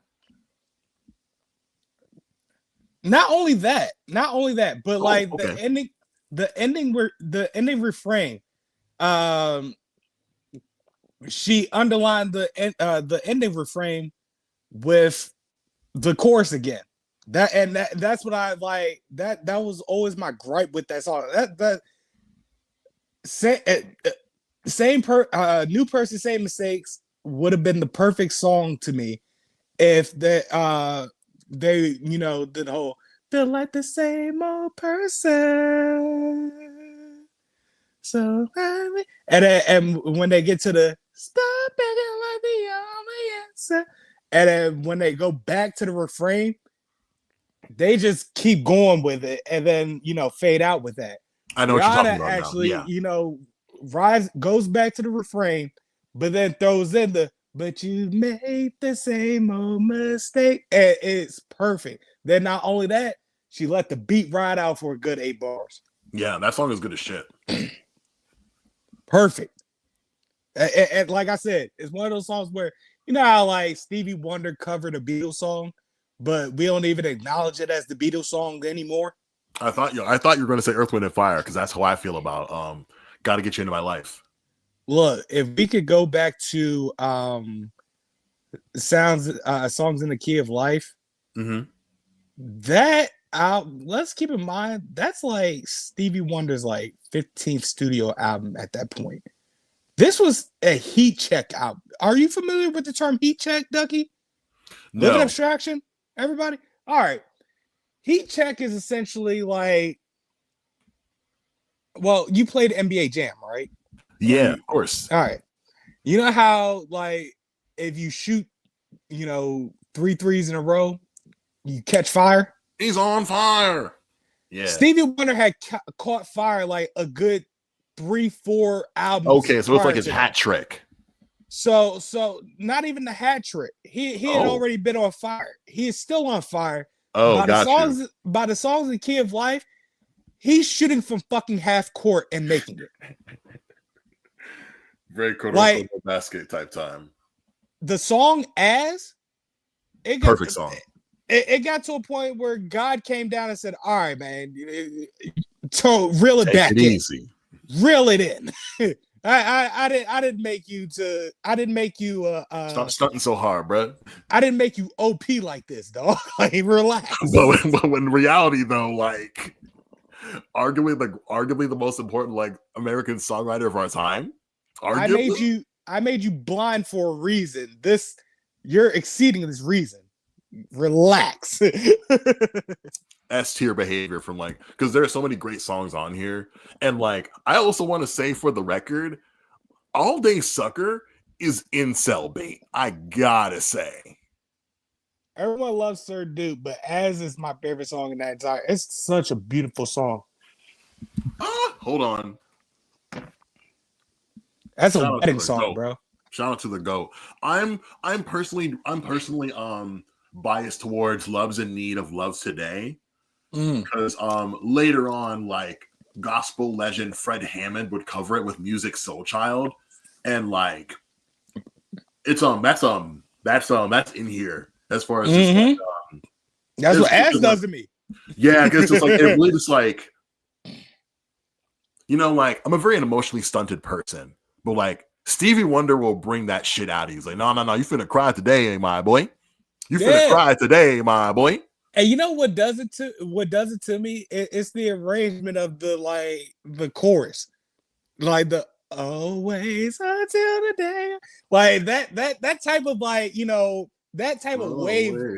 It sweeps me emotionally. You know what I'm saying? That that chording.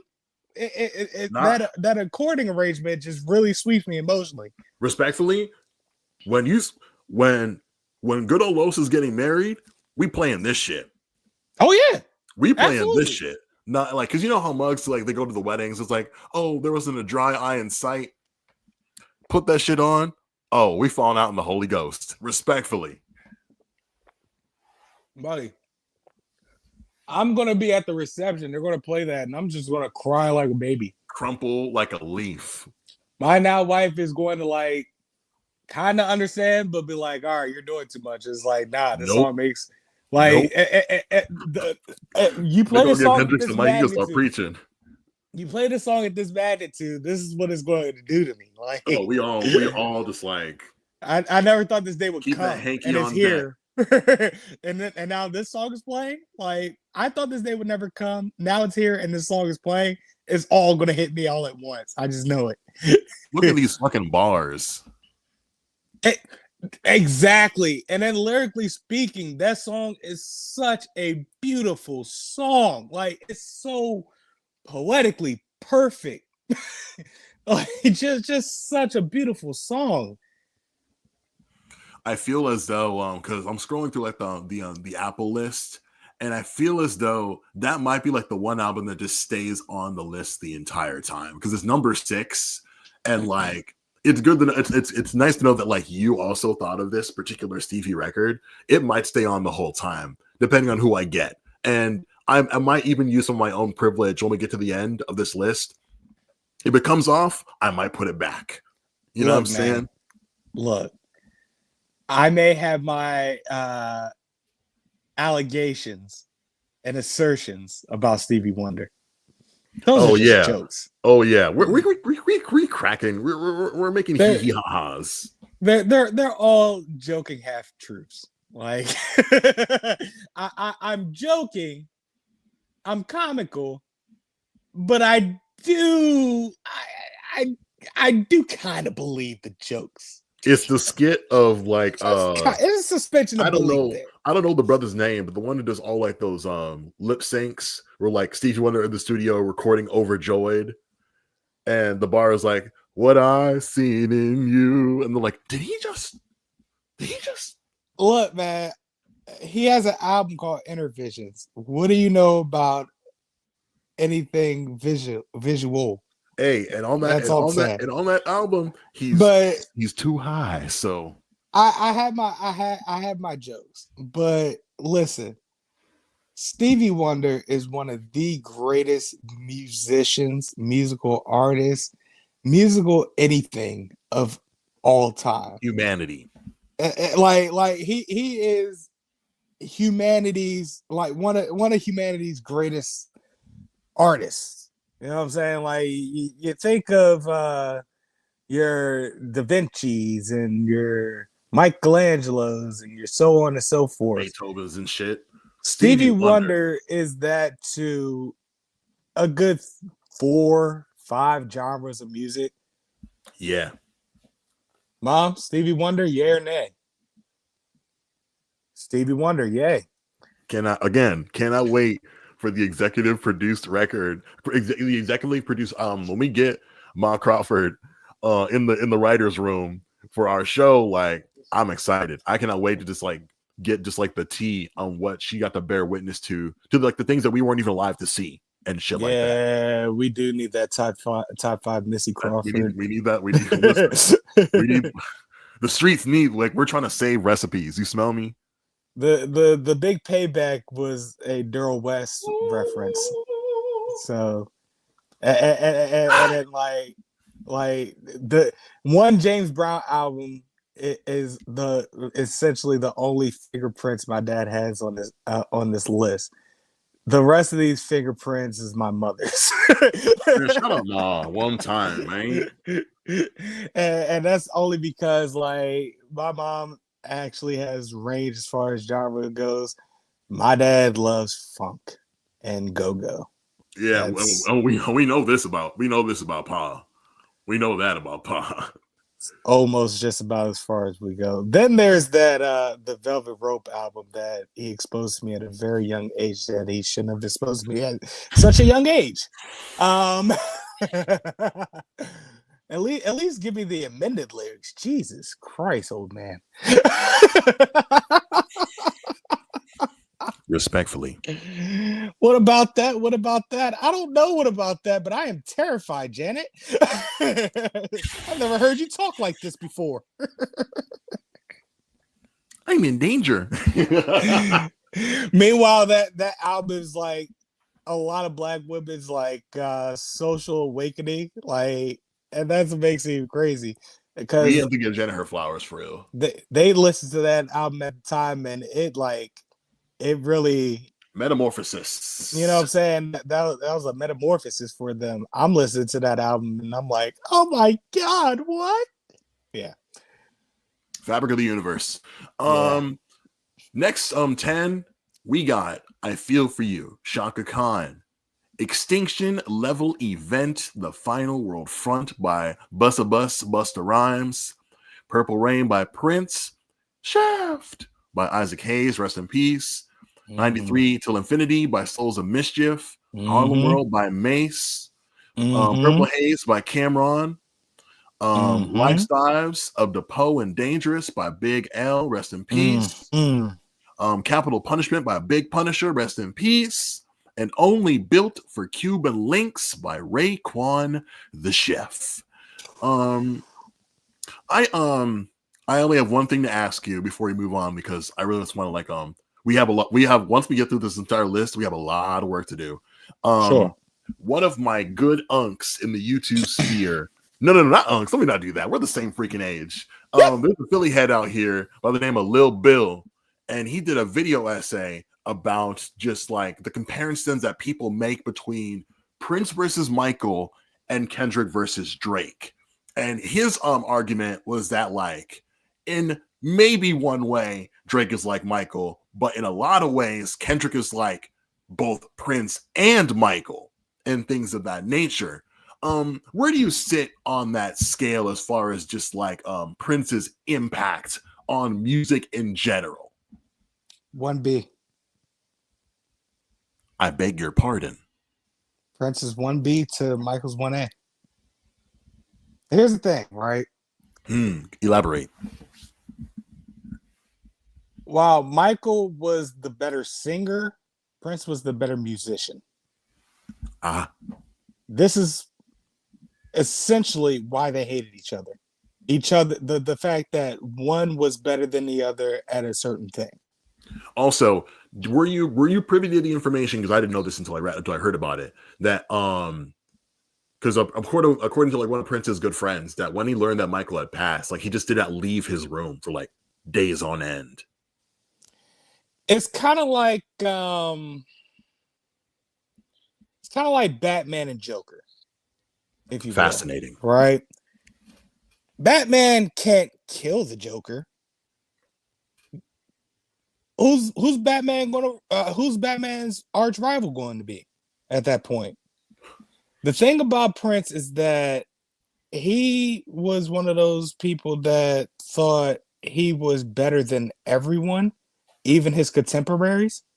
And Michael Jackson was one of his contemporaries. You know, Quincy Jones was one of his contemporaries, so on and so forth. And even then, his contemporaries was like, he's a bit of an asshole, kind of overrated, you know. But we all know, controversial, pun intended. Exactly. And that was kind of what Prince got off on, being controversial. Like he wanted people to talk about him. Like no publicity is bad publicity. Stream All shit. publicity is good publicity. Exactly. Just being strange and androgynous. And shit, it worked for, Boy George, and, Oof, that didn't pan out well at all. Another just one of those like English superstars who went very right, and it's just like, ugh. Give me another. Let me give you a better example of that than Bowie. Sure, yeah. Again, another controversial figure, but like pivotal to like music at its core, based on who you ask. You know what I'm saying? So like, that's pretty much was Prince's get down. And while Prince was getting down like that, Michael's entire get down was like, a growth of sorts, like a metamorphosis, if you will, a genuine organic metamorphosis, where it's like he really had to live his life out in public. So while we're seeing him deal with this vitiligo bullshit, he's essentially conveying that as far as sonically speaking. You know what I'm saying? You go from that disco pop sound to like a Princey very shit. to like a more edgier pop sound to your like a more New Jack Swing type sound. He's progressing with the years as far as pop goes. Like he knows how to make that. That's a dude that knew how to make a pop song. Him and Quincy.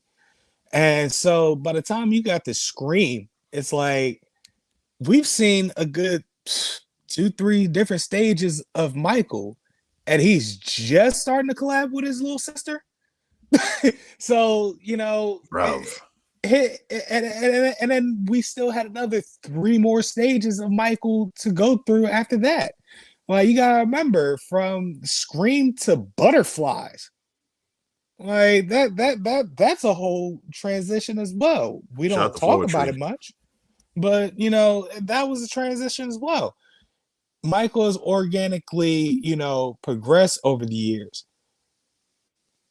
Prince knew how to play an instrument.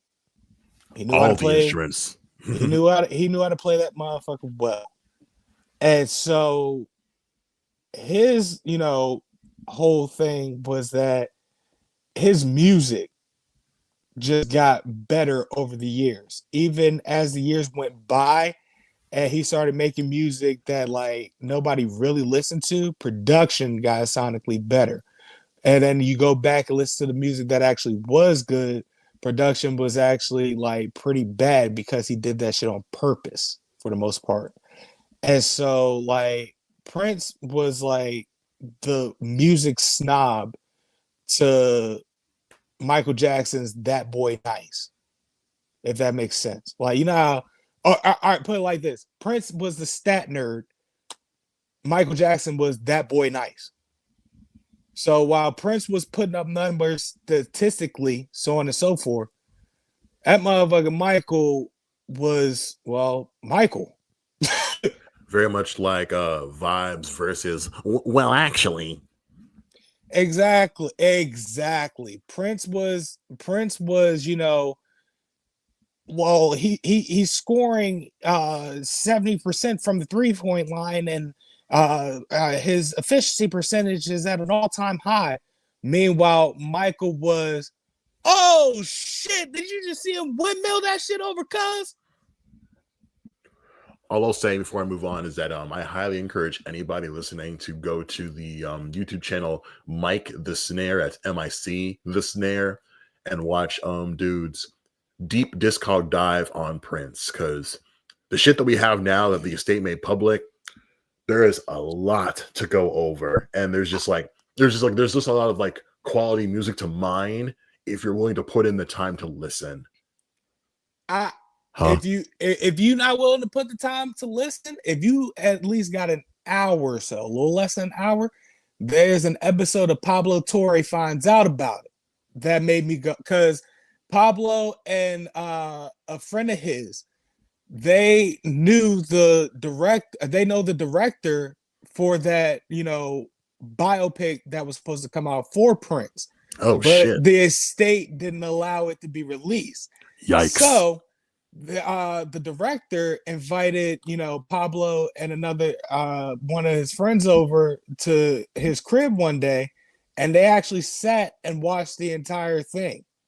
And they like, provided a lot of like context of what went on in that documentary, and how we even got information like that in the documentary, and what kind of person Prince was like. This is how I'm getting all of this information, because it's like I'm learning more about Prince the person to get to know Prince the musician more. And there's a lot of hand in hand that goes with those two types of people. You got to understand, Michael Jackson is a child star. You know what I'm saying? Like that's Michael Jackson's trauma. He never had a childhood per se. While Michael Jackson's trauma is never having a childhood, Prince's childhood was relatively fucked up in another end of the spectrum. And so that's how you got two different weird people on like two different ends of that weirdo spectrum. And with Prince, he like is again like a snob. He thought he was better than everybody and didn't like to be made a fool out of. So that one night where James Brown invited Michael Jackson on the stage, and then then Michael Jackson said something like, "Hey, I think Prince is out there." Here. And that just led to Prince essentially making an complete utter ass of himself. Like Michael Jordan, Prince took that personally. That he did. Exactly. Damn, man, we live in a world without Quincy, James, Prince, or Michael. So I hope they are resting in peace somewhere out there in the ether. I want to do a thing where we go from albums 71 all the way to 90 because right.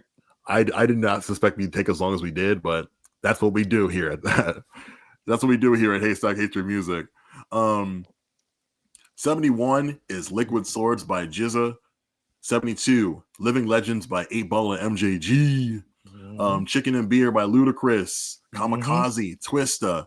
Thugs Are Us by Trick Daddy. Devil's Night by D12. Toys in the Attic, Aerosmith. Appetite for Destruction by Guns N' Roses. License to Ill by Beastie Boys. Rest in peace, MCA. Fear of a Black Planet. Public Enemy. Rule 336 by Ja Rule. It's murder. Miss E. So Addictive by Missy Elliott. The Low End Theory by A Tribe Called Quest. It's About Time by SWV. Money, Power, Respect by The Locks. Sorry, I had to do it one time. Gotta take my shirt off for this. That's what goes down in the YO. The Battle of Los Angeles by Rage Against the Machine. December Underground by A Fire Inside, AFI. Ride the Lightning by Metallica. The Color and the Shape by Foo Fighters. And number 90, a person we learned that was just white yesterday, The People's Champ by Paul Wall. I knew he was white all along. Not Paul, barely. I mean, Paul knew he was white, but you know, he trolling. He also knew that he wasn't raised white either. So there's that. What it do? Daggum, lots of gems here. I specifically want to know why you chose. Okay, let's what am I really curious about here? Let me ask you about Missy Elliott. Let's focus on Missy Elliott. Just got inducted into the Rock and Roll Hall of Fame. Like, fuck Metallica, yes. Fuck Foo Fighters. Let's talk about a real rock star. Like, in more ways than one, Missy Elliott. A DMV kid. Hey, did I tell you that one time? I think the last time I was in, like, I think I had to be like the holiday season of 2022. I'm with my mother, my brother, and my sister. We're traveling to see her, like her side of the family. And my grandfather lives near the street that they named after her. So when like you go past it on the GPS, it says, you know, it says the name. And I'm like, that's so tight that like they got to do. I think that means more to me than like a Hollywood star of fame or something like that. You know what I'm saying? In my city, there's a street named after me. Inclined to agree. And if I'm not mistaken, first female artist, female hip hop artist, a Walk of Star, a Walk of Famer. I don't know. I think that's what once I heard you have to pay for it, I'm like, nah, that's just whack. You have to pay for your own Walk of Fame star. You have to pay for the star, and I'm like, you should be giving it to me if I'm so significant to the culture. Exactly. Yeah, that's nasty word, but I digress. As far as Missy go, Missy So Addictive was easily my favorite Missy album because I'm trying to 100% what was in that album that like made me love it so much, because I think of Super Duper Fly, and while that joint had Beat Me 911, which is probably my favorite Missy song. Missy So Addictive had Takeaway with Genuine. And that is such a beautiful song. And that's the thing about Missy, right? Because of TikTok, she's like having yet another stage in her career. And this is a stage in her career that people are thinking she's probably a new artist. And it's like, nah, Missy's been around since the late 80s, bro. we didn't really know who she was universally until the late 90s. And that was her that was her beginning her second career. You know what I'm saying? And that career in particular, man, such a fun. Oh, that song's a tribute to Aaliyah. I didn't know that. I didn't know that at all. Again, such a beautiful song. But hold on, there was another song in that album in particular. Like it was a song that made me go, "Yep, this is the one." Let's see. We got the intro. We got Dog in Heat, 1 Minute Man, Lick Shots. 1 Minute Man. There it is. Hey, bro. 1 Minute Man is my shit. Let me tell you. Respectfully. And who knows, sometimes, I embody 1 Minute Man. Who cares? So hit. That and Lick Shots. Lick Shots was literally within the video for 1 Minute Man, if I'm not mistaken. Yeah, I believe so. Kind of like Squabble Up in the Not Like Us video kind of situation. Yeah and no. Like Squabble Up was like the beginning to preface Not Like Us. They just cut away like they did in music videos in the 90s. Oh, right. I feel that. Just cut away mid-song to Lick Shots. And I was like, oh, this shit goes crazy. And then they just go back to 1 Minute Man. Then they feature that random cutaway song with like a whole completely different mini music video that doesn't even subject to the initial concept of the original video. The 2000s were a fun time, man. I miss songs ending and to be continued at the end of music videos. Yeah. I remember music videos ending and to be continued, and that hinted that we were getting a remix. We gotta get back to that. One other thing we need to get back to, I wanted to ask you, do you remember in 2005 when Missy Elliott had a reality television show? Vaguely. It was called The Road to Stardom. And I want to mention two things about it. One of the contestants was one person from Alabama by the name of Yellow Wolf. That show projected Yellow Wolf's career? No, because he lost. Guess who won? I mean, in theory, he was on the show. People knew him from somewhere. It got him to I Just Want to Party with Gucci Mane. So there's that. But guess who won? Who won? A 23-year-old Niecy Nash. She will go on to star in Reno 911. What the hell is going on? I had no idea she was even a singer. Neither did I. I thought she was a whole police officer. Like literally, I thought Reno 911 was like a reality show. Yes. You're funny as shit, dude.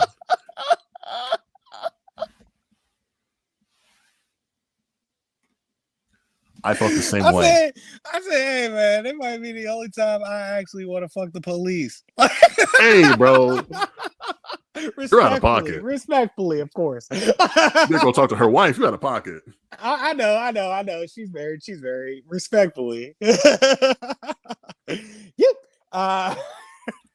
Ferda. You know what I'm saying? Hold on, cuz. So like it's like almost 2 p.m. and we still have 10 more albums to just like give like their time in the sun. What we have to do. Yeah, we got 10 more. I got free time if you got free time, bud.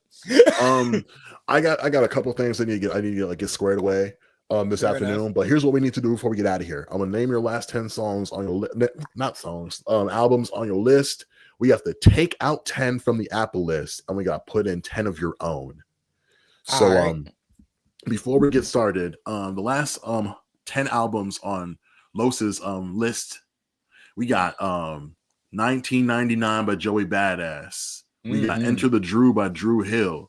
Yeah, you know, I did that one time. And beauty is her name. I love Beauty. What Time Is It by The Time? Avalanche by Quadron. Mama's Gun by Erykah Badu. The Infamous Mobb Deep, Lord Willin' by The Clips. Yeah. Such a good album. Bizarre Ride to the Far Side by The Far Side. And last two just added on today, Confessions by Usher. Yeah, man. And Beg for Mercy by G-Unit. Such a perfect album. You know what album is good? When your mom loves one of the singles from the album. Oh my. Like, I Want to Get to Know You. My mom loves that song. Hey. Loves that song. Turns it up and go, this is my jam when she hears it. Shit like that. That's so tight. That's how good that album is. I would like to start off like this like removal and add-on process with Erykah, because when Aylor and I were like cooking on the list, the Apple executives chose Baduism, and personally speaking, I think Mama's Gun is the superior better album. Erykah record. And so we took Baduism off. Is it safe to say you want to add Mama's Gun to like the to the canon? Mama's Gun had Orange Moon in it. That's what I was saying, broski. That's what I was saying. Moon. Didn't you know? Have you any idea how many times J. Cole has sampled that song? Like that song in particular, like love is life and life is free. Like yeah, no. Mama's Gun is definitely the better Erykah Badu album. There will be a brighter day. Yeah. Oh yeah. Easily. Okay, bet. So that's going in for sure. Let me make sure I have my notes up. These notes are incomplete. A lot of these albums are just staying on because, like you said, a lot of control. All right, I get it, but I think Janet Perry is better. All right, I'm gonna make a note that's known as let's see, Haystack Chambers, London Calling. Okay, so what are we gonna take off first? That's the real question. Just a reminder, we've already taken off Astro World, Kraftwerk, AM, Baduism, Appetite, Take Care, Dark Twisted Fantasy, Kid A, Beyonce, like the self-titled, Illmatic, Intervision, 1989, The Chronic, Rubber Soul, the Rolling Stones record, I forget which one it is. I think it's Exile on Main Street, Sign of the Times, Led Zeppelin, Anti, B.I.G., and Tupac. So let me make 10 more notches in this belt of ours. They took it off the list? This is what me and Aylor took off the list. Why? Well, which ones do you have questions about? A good 6-7 of them. Why in the fuck are we taking Ready to Die off the list? Well, and just in regards to it didn't like these were records that like we had no like specific like either we didn't like these records or these were records we didn't have any personal attachment to, and that's why we took them off. At least like the last two, because I think we needed seat fillers, and I was just like, I got removals, I got putbacks. I got replacements. Come Let's on get to now. it. Let's start cooking. Start seasoning the roux. All right, first and foremost, put Ready to Die back the fuck on this list. Okay, Ready to Die's going back. Y'all stop playing with me. Like that's one of the greatest rap albums of all time. Like Tupac, I might understand. I feel a type of way, but you know, I understand. Let's replace Led Zeppelin 2 with Led Zeppelin 4. So Why Led one. Zeppelin 2? Because Led Zeppelin 4 has fucking Stairway to Heaven in it. What are we doing here, guys? Scandal acknowledged. I think that's what it was. Scandal acknowledged. After Led Zeppelin 4, with Led Just Zeppelin like one of the members in general, if you know what I'm saying. Fair enough. I get it. You know, some creep shit. That's all. I just didn't include the Beatles because real niggas fuck with Jodeci, not the Beatles. Don Kennedy told me that. So I get it. All right, so we got 3 for you so far. All right. Remove. Ooh. Wow. The Miseducation of Lauryn Hill is number 1. Yeah, there was like, that's why this list was like going viral. Because on one hand, I mean, duh, of course it belongs here. Like, obviously it belongs there. But number 1 is where people are like, not so sure. I'm not mad at it because the Neither Miseducation of Lauryn Hill is probably one of the greatest hip hop albums of all time. Required listening for sure across the board. But top 3 and not 3? As far as I'm concerned, from my biased perspective, top 10 without question. All right, so Take Care is on this list. We took Take Care off. Oh, we took Take Care off? Goddamn right. That's where it's going to stay. Period. The fuck? Let's see. All right, so Voodoo, D'Angelo's on this show. Yeah. Wow, these are hard to take off. I ain't going. Found it. You said the Smiths is off the list? It was not. I don't even know who the Smiths are. Take The Queen Is Dead off there. Damn. Dummy by Portishead, I'll Let You Live. Period. Trans Europe Express. We need some. Is that the one? Is that Kraftwerk? Yeah, Kraftwerk. We took that off already. Yeah, I took that off. Yeah. Bad Bunny, I Like You as a wrestler. So you can stay. He's over. He's over with you, Carlos. Norman fucking Rockwell, I'll keep because. Really? Did we take Lana off? We didn't take Lana off. I'm impressed. We were. I was talking big shit about that specific record. My niece's mother would fuck me up if I did. So I'm not trying to get jumped. So I'm with you on that. We won't do it. We're gonna leave it alone. After the Gold Rush by Neil Young, is that still on the list? You can take it off if you want to.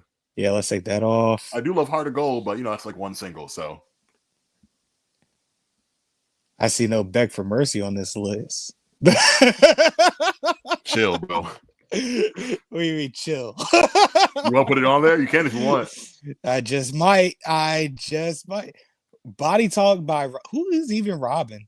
I mentioned her at the top of the stream. If you were like in like those hipster like indie pop spaces, like I dabble. Her big claim to fame is her song "Dancing on My Own" because the Philadelphia Phillies have made it like their unofficial anthem. But ironically, they use like this dude's version of the song, which I think is in every way like inferior to the original composition. Yeah, like she was a bit of a star in the 90s because she had a couple big singles, but then she had a resurgence in like the latter half of her career. So if you want to drop the band hammer, I'm not gonna be mad at you. Yeah, we'll drop them for.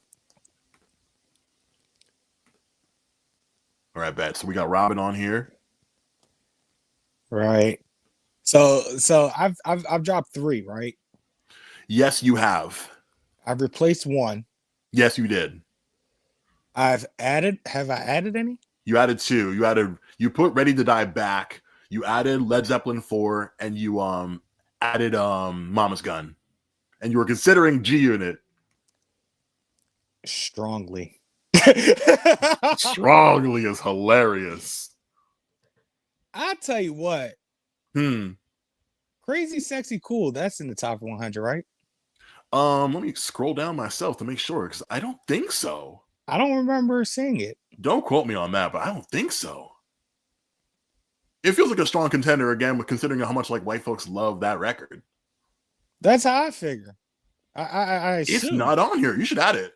Yeah, that's what we're gonna do. We're definitely adding that. There you go. Now we're cooking. Missy would love that. I'm sure. That's the right call there. Yeah. I don't see the Carter 2. You can add that if you want. We're going to add that. If the blueprint if the blueprint is on this job, it is. I don't know if we're taking Hove off. Number 13. No. It stays. If we take Hove off, we got to replace it with another Hove album. And if we replace it with another Hove album, we replace the blueprint with Reasonable Doubt, and which Hey, Jay-Z, I'm the gonna do a blueprint can thing. stay. The blueprint can stay. All right, I was about to play Gun to Your Head, but never mind. Girls goes too crazy. Both parts. Also, Michael Jackson is in Girls Part 2. Huh. Yep. I'm not a one girl's guy. I'm lonely. That's Michael Jackson singing that. No idea. Yeah, neither did I. But now I understand why he came on. Now I understand why he came on stage that one time. Waiting impatiently, just trying until I find the one for me. Yeah. I'm also petitioning to replace Revolver by the Beatles with Forever My Lady by Jodeci. You can take off rubbers. You can take off wait, so which one? Revolver by the Beatles. You know what? Yeah, you can have that. Revolver. Because real niggas listen to Jodeci. Real niggas fuck with Jodeci, not the Beatles. All right, so you've got 6 that like you've put up. 6 so far? You've got 6 that you put up, but you can take off at least another 1, 2, 3. Yeah, 6, I think. 1, 2, 3, 4. You can take off 6. You got to put up. You got to put up 4, and you got to take off 6. Put up 4, take off 6. Yeah. All right. So get me out of the motherfucking top 25 at this point, because they're looking pretty solid. Right. Ziggy Stardust, that's my shit as too. We've already replaced Led Zeppelin 2 with 4. Yeah, we did. Dark Side of the Moon, I ain't mad at that. Low End Theory, I already had that. Everybody Loves Billie Eilish, fine, whatever. Jagged Little Pill's my shit. Wow. Kid A by Radiohead. Radiohead, you already have it. Oh, that's off? Yeah, we took that off. Okay. Feel free to take off the other one if you want to. I ain't gonna be mad at you. I got beef with that band right now. Is Carole King still on, or is it off? Carole King is on. Take her off. I don't even know who Carole King is. Who's Carole King? What's it called? You would know her from 2 places. She is the theme song to Gilmore Girls, and I feel the earth move under my feet. I'm moving down. I'm going down. Yeah. Ooh, if you had led with that instead of the theme song to Gilmore Girls, I would have kept her on the list. That's the irony of it all. I would have kept her on the list, but you said theme song to Gilmore Girls. Get her the fuck out of here. Hey, I love that show. I ain't gonna lie. That's one of the best gifts my ex ever gave me was Gilmore Girls. I ain't gonna lie to you. Yeah, so get her out of here and replace her with You know who I haven't seen in this list? Who's that? Whitney Houston. Bruv. Damn, I don't know if she on here. Bro, hold on now. Let me do a quick sweep. Bruv, hold on now. That is an injustice. That is a miscarriage of justice. I ain't gonna lie to you, bruv. Talk to him. Like, I need to do a quick skim. Cause we got Miss Aretha, you know what I'm saying? Exactly. Aretha on the list. Where is Miss Whitney? We got Sade on this mug, you know what I'm saying? Sade. Bro, there is no, heck no. We got Miss Mary and no Whitney. With that being said, we gotta fix that shit. Whitney. That's what we're replacing with. I'm Your Baby Tonight. Yeah, Whitney for sure, cuz. Who did I say we were replacing that with? Say what now? Who did I say we were replacing that with? We got Carole King out of here. Yeah, Carole King out of there. And replaced with I'm Your Baby Tonight. Just off that tidbit alone for I'm Your Baby Tonight. Just off that trivia alone. Like that just makes Whitney one of the coldest singers ever. Word. So you get to add 3 more, but you got to take 5 off. What we got? All right. It's like fantasy football. You said Patti Smith is still on? Because the nights belongs to lovers. Yeah. Nah. Get her out of here. Because the nights belongs to Haystack. You know what I'm saying? Get her out of here just because I'm not even going to replace her. Gum. Another controversial figure. So, what's a Massive Attack? Do you remember do you remember the theme song, The House? Yeah. Yeah. They make trip hop. You can stay for now. And funnily enough, my favorite song by this band samples The Big Payback. Yeah, you can stay then. Pure Heroin by Lord. You said that's off, right? Nah, I kept it. It has a lot of good songs on there. All right, only because you said so. It got some joints. It got some joints. Her latest album was ass, but like her debut record is as good as people say it is. Hotel California. All right, you can stay. Ooh. All right, Burial Untrue. That is for like the real like dubstep eaters before like it got commodified into like wub bullshit by dude bros and shit. It's a bit of a deep cut. Like it is like a snobby pick, but like considering just like the very like just like pirate radio origins of like dubstep culture, it's crucial in that way. I won't be offended if you decide to take it off, but like if you're ever interested in going down like the black hole of like what dubstep used to be like, that's what I recommend for you. Fair enough, but it can go for now. Dang, someone's gonna put it back eventually, I imagine. You got Burial, right? Too. They gotta see me for it. They gotta check in for us. Lady Gaga to Faye Monster, you're definitely staying. Okay. You gotta pick 3 more. 3 more to go, and 3 to put back on. Fuck Madonna for Like a Prayer. I would take it off the list, but God, I'm surprised I forgot about Madonna. Thank you for doing that. Not a fan of Madonna the person, respectfully. Yeah, but Like a Prayer is a good album. Wait, you keeping it on, or are we taking it off? I'm keeping it on. Okay, bet. Begrudgingly. No, much real of my talk. Much of my chagrin. Let that be on the record. Listen, like, yeah, I feel the same freaking way. I'm looking at 9 Inch Nails Downward Spiral. I'm not pulling the trigger. You're not? Okay, I'd be okay with it if you did. Portishead Dummy. Classic. Yeah, this is getting tough. The Velvet Underground. Damn. That can go. I'm not going to front. Arctic Monkeys. Damn. What's the story? Oh, we took AM off. We took AM the fuck off. Disintegration by The Cure. We didn't mess with it because like we respect Robert Smith too much, but if you want to, I understand. The only Robert Smith I acknowledge is the former halfback for the Minnesota Vikings. You're This funny can as go. shit. You're funny as shit. I'm sick of you, bro. Gridiron looking ass. Disintegration by the Cure can go. All right, bet you get 2 more. 2 more gotta go. Yeah. I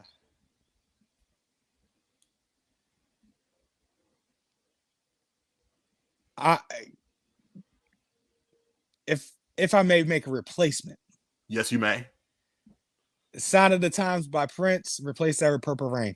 Okay, let me put Sign of the Time. Oh, we already took Sign of the Times off. Oh damn. So put up and Purple Rain's already in that mug. Oh damn. Never mind. I'm pretty sure it's like in the top 10. Yeah, all right, so before. All right, cool. So take off Bjork because I don't. Oh, hey, listen. One of my OGs is like, says that she has performed in blackface. So, Bjork can definitely get the fuck then.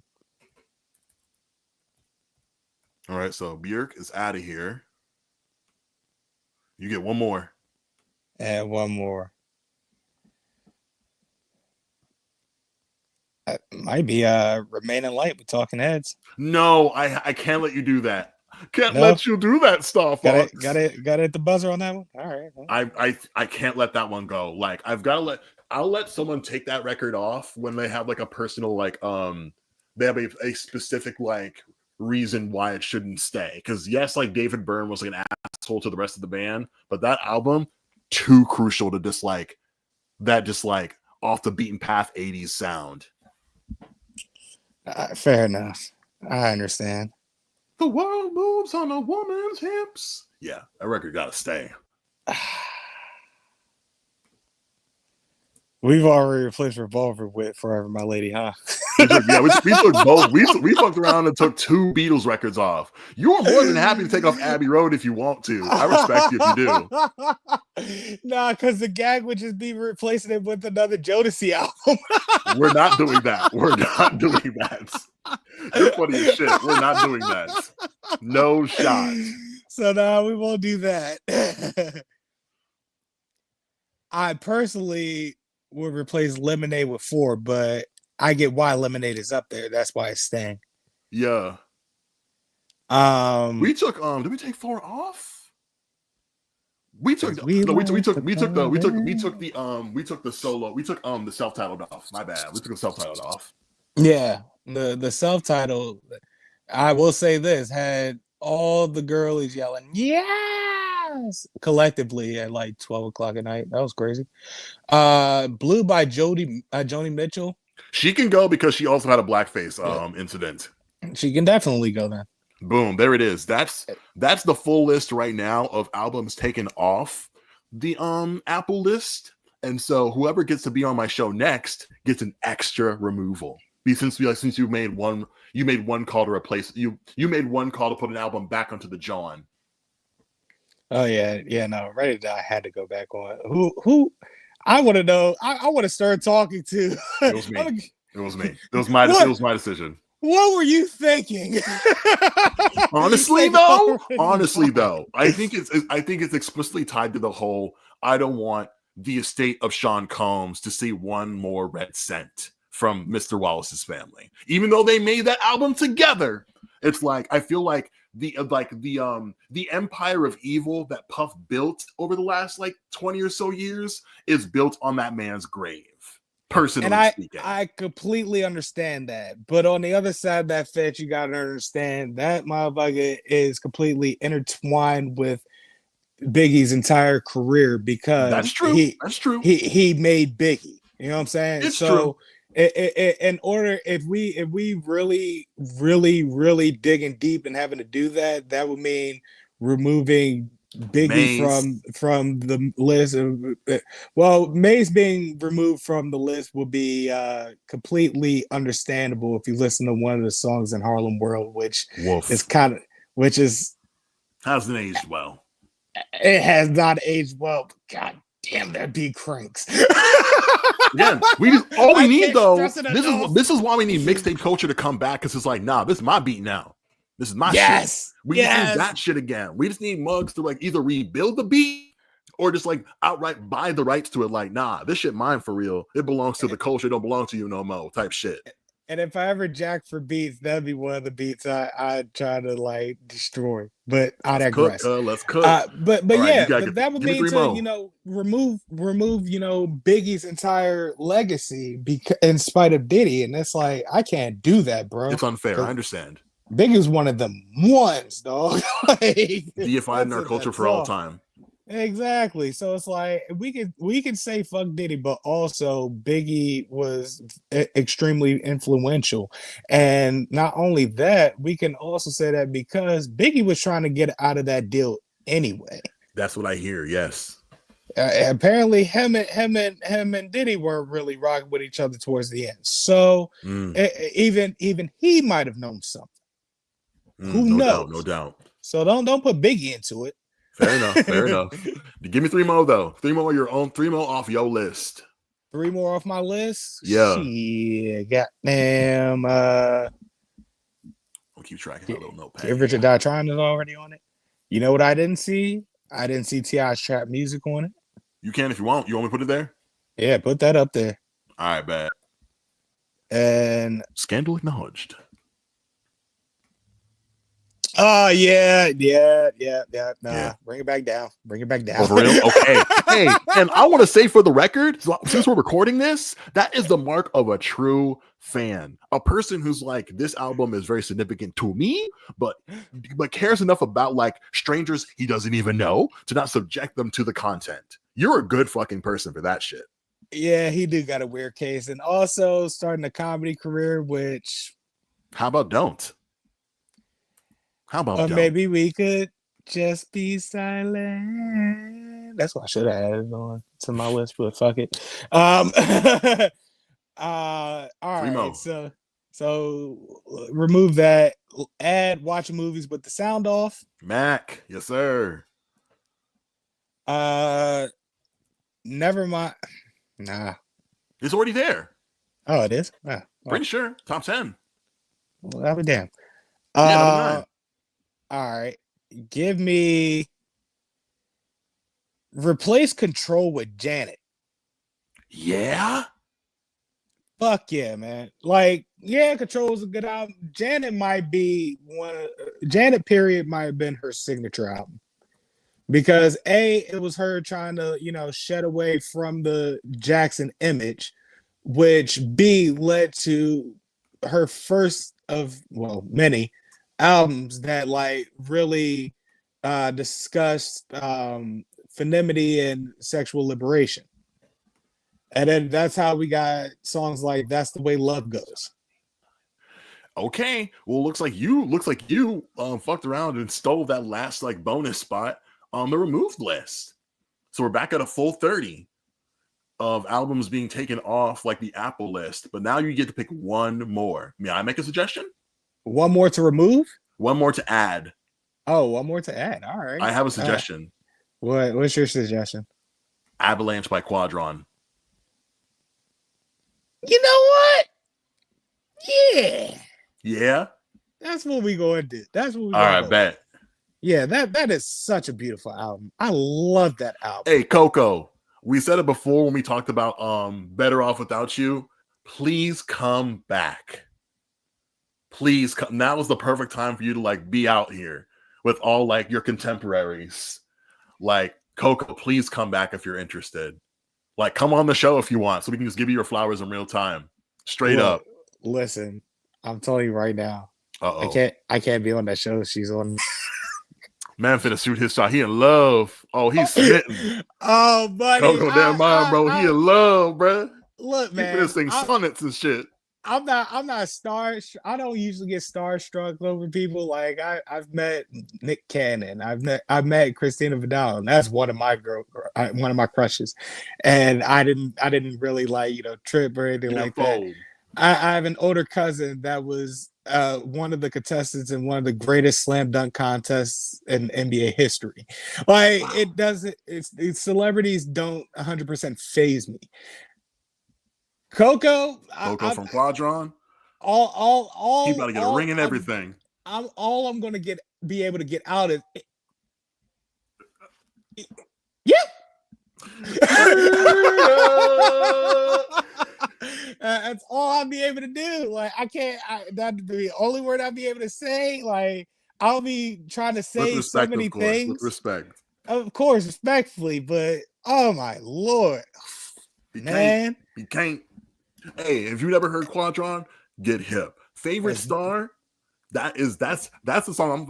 If you ever let me play at a wedding, like if you ever let me DJ a wedding, favorite star is going in that mug.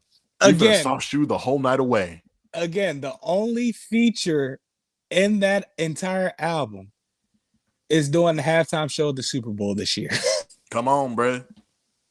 Hey, before we get out of here, who's gonna win the Super Bowl this year? Man, hell if I know. It's anybody's game. It's roughly looking like just about anybody's game. We already know the AFC Championship is the Andy Reid Invitational. So the Chiefs are going to be there somehow, some way. And honestly, I think they sacrificed the GOAT or something for this type of season that they're having. Because they can't keep getting away with the shit that they're getting away with this season. And yet they keep doing so. They're not this is a team. This is essentially Patrick Mahomes and the Pips. Wow. Patty and the Family Stone. You know what I'm saying? Like it's Patrick Mahomes, Travis Kelce, DeAndre Hopkins, and then everybody else, bro. And they're going to go to the playoffs like this. Holy shit! And they're going to make a playoff run like this. That's the crazy part about all of it, right? Meanwhile, the Detroit Lions are good. That's why the world is ending. Respectfully, like, yo, Marshall, don't get in my DMs. No. With the Detroit Lions, I get it. That's a team that's terrible, but they paid their dues. They've gone they earned this. They've gone an entire season of futility. This has been a long time coming. And what I mean, a long time, a season of futility, 0-16, Ducky. Oh no. That 2007 season, that 07-08 season, they never won a game. Oh, that sucks. Yeah. So they deserve a season like this. Hell yeah. If you talking about despair, the Cleveland Browns. Oh shit, hold on. Not my boy Allure pulling for my team. Allure, you may have to get into the comments about this shit, broski. I never knew you felt that particular way. That's very interesting. I see Living Abstraction saying the Eagles need to take it. That's the best team in the NFL right now.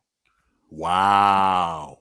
However, not one, but two, but three of my homies on the Eagles train. Interesting. I'm not on the Eagles train. I'm just you're observing. This is analysis. Observation. The Philadelphia Eagles are in fact the best team in the NFL right now. Wow. However, this possible rookie of the year that's in Washington right now, so that's why they lost. For them. So that's why they lost. That's how they lost. Because I was at work when they were playing, and there's this one guy in my store who was going ape shit over the Eagles because he put 300 on it. He's like, "Let's go Eagles, let's go Birds!" And I go home and I'm like, I wonder how that went because I don't really follow sports. I Google that shit and I'm like, oh my god! Mm-hmm. No wonder I didn't see that man after my lunch break. Because oh my! Now what broke the levee in that game was that Jalen Hurts got sent out concussed. Yeah, with a I heard concussion. About that I tuned into when I first started watching the game. I hope he's doing better. So they had to deal with Kenny Pickett at quarterback, their backup. Kenny Pickett, he's most known for doing that fake slide when he played for Pitt University. I don't know if you heard about that, but he did a fake slide spin and took it another 10-15 yards before getting taken down. They had to make a rule named after him. So that's funny. So the Eagles had having to deal with that. They were still turning over Washington. So while Washington is still is trying have dealt with the Jalen Hurts problem, they can't deal with the turnover problem. And so they turned over 5 times in that game. and still managed to only win by 3, which Dang. hilarious to me. With that being said, the Eagles are taking the East. However, they're going to have to deal with Washington again in the playoffs. Why? Because Washington is going to backdoor their way through wild card. That's why. Interesting. You know what I'm saying? I guess I'll see more about this as like the season goes on. I know folks are stoked to see Beyonce at at the halftime show on Christmas.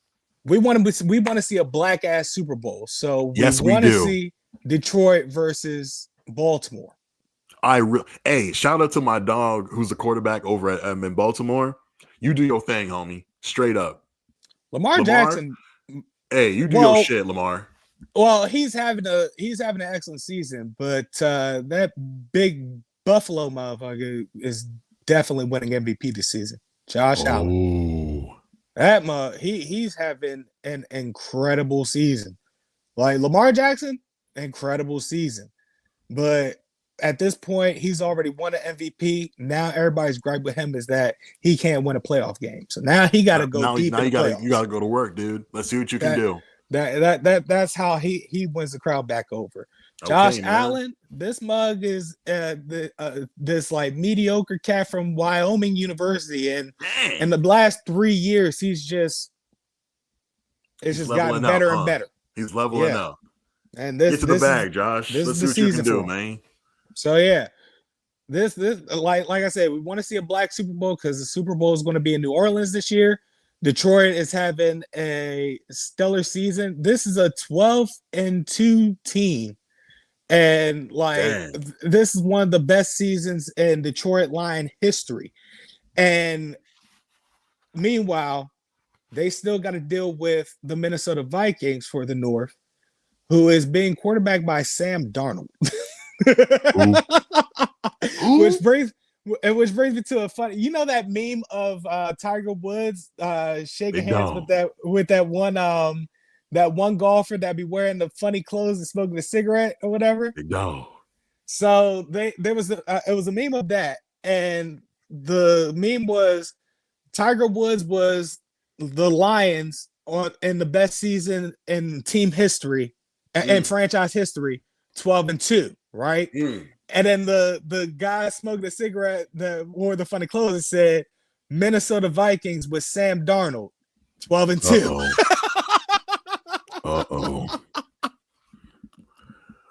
I said, "Oh my God, yeah, that's what's going on here." Look at here. I won't pretend to know all the ins and outs of football americano, but I just want to make sure we get some kind of sports talk so we completely skip the wrestling. We'll get back into our regularly scheduled program next year. I believe episode 15 of Haystack Hates Your Music, we are beginning the saga of like the Haystack family, just like writing the script. We're gonna get it. Hopefully we can. I was supposed to like record with a new friend of mine this year, but we couldn't like get aligned schedule wise. They have priority, and so as soon as I figure out what we're doing, I'm gonna get back with you. Hopefully 2 streams in January, God willing. Make her bless. But in the meantime, like calls to action. You already know what time it is. Happy holidays, happy New Year. Stay hydrated. H2O in every particular way you can find it. Keep Chris light down. Hey, please know that we love you in the most like platonic and supportive way possible. You're gonna get up, you're gonna like go wash your hands, use the restroom, put on a fresh blouse, whatever you want. But you gotta look at yourself in the mirror and you gotta say, "I love you" to yourself. It's not easy to do, trust me, I know, but you gotta do it. And like, if you can't do it today, try tomorrow. You know what I'm saying? If you want to change the world, if you want to make like a charitable donation, there are 3 ways you can do it. You can support the creators. Wait, hold on. You can support the creators. I put the #ag in the description. I'm not sure if like they're flagging that stuff these days. Quick side note. I have beef with one Shia LaBeouf, specifically because he committed a crime I will not say on the air to his former partner FKA Twigs. I got big beef with this mug, and this jerk has the audacity to take Miss Ma'am to court for defamation of character when you are the one that did the crimes to her. So I have big beef with you. And like, I was watching a YouTube video and someone mentioned him by name. And I'm like, man, fuck Shia LaBeouf in the comments. YouTube then goes to say, hey, maybe don't say stuff like that in the comments. That may result in you losing your ability to comment or even losing your channel. And I'm like, motherfucker, that's why you need people to screen the comments. Pay for somebody to screen through the comments. Yeah. Like, because I'm going to say it again, and y'all ain't going to do shit about it, respectfully. AI don't understand context. That's my problem. You know what I'm saying? It's like, it's one thing if it's like I'm like doing some defamation of character to like the creators of the video and stuff like that, saying some like inflammatory things about them, their character, or like their families and such like that, like real threats type shit. Sure, by all means, take action as a website, but broski, you're the allegations first. Son, like I stopped. And you can't because you already admitted to it. Like it's already facts, bro. Like. I'm not gonna have these conversations with people, so I'm like, bro, like, as like I know, like, YouTube's owned by Google and shit, and like Google be treating their own workers like garbage, but dog, I ain't finna play that shit. I wanted to make sure I took them on my platform to say, y'all ain't finna censor me. If I gotta get my money on Vimeo or some shit, I'm finna do that. I gotta be like the loudmouth like person. You know how I've always wanted to live in England, Los? Is that right?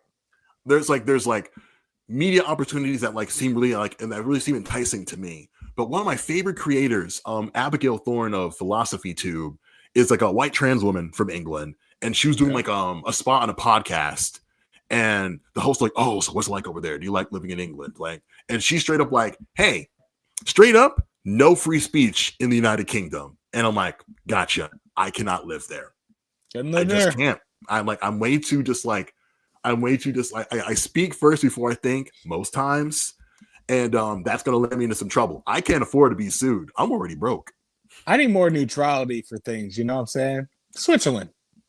So, like, we're gonna need a place to go at some point. You know what I'm saying? If we can like that's my answer. If the land's too inhospitable, I don't disparage anybody who wants to leave. You can afford to. You know what I'm saying? Like, know your privilege, but like if you can, please go and please be safe. But I just wanted to point that shit out when I said the whole like charitable things in the description, the doobly doo. Like, support Los. You can support rescue.org, which are like, I'm happy to report that usually like when I do these streams with like my friends, I mention every nation that's like besought by like humanitarian crises. I am so happy to announce that I can take Syria off the list for once, for just like getting everyone together and saying, this regime got to go. They ran the motherfucker out of the country. He's like, y'all got it. I'm gone. Who knows if like the international crime score is going to pick dude up, but it's like the people of Syria said, we're taking the country back today. Yes, Los. I got a controversial take, but I need you to like follow me closely because it's a bit of a cliffhanger. Speak. Right? January 6th. Right around the corner. So they had the right idea because, you know, you can, I follow you. Citizens overthrow the government. I follow However, they had the wrong reasons. I follow you. And then they did it in the wrong way. I follow you. I was so tempted to mention a specific wrestler, but I'm not going to do it here. And those who know. So it's like, while I completely disagree with the whys and the how, and the methods, exactly, I do agree that, hey man, we all do need to collectively come together and go. We need to come together for sure. We need to rebuild all this. Congress they need to be afraid of us. They need to come to us with every decision that they make instead of, oh, by the way, we're doing this for you. Why are you doing that? I want to live in a country where I decide what I'm paying my taxes for. I understand why I have to pay them. I want to choose specifically. Like, in addition to Syria, South Korea said, hey, president of the country, you got to go. The mug tried to like enact martial law. They said, that's not going to work for us. Out. That'll work. And they've done that on two separate occasions.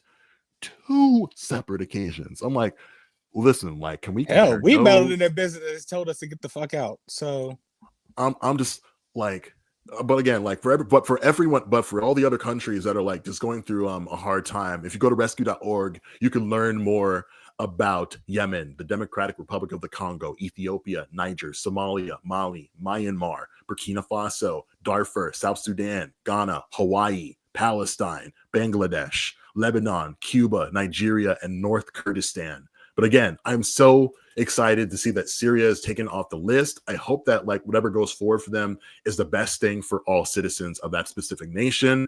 And finally, I'm on Blue Sky. Los is on Blue Sky. Lots of mutual aid. I picked out a specific one. You can donate there if you feel like, if you have like the means to be charitable, by all means, please do so. That's our fucking show. We will see y'all next year. Los, please say goodbye to the people. everybody, take care of yourselves. Take care of each other. Be easy. And that's our show. Adios, everyone. Happy New Year.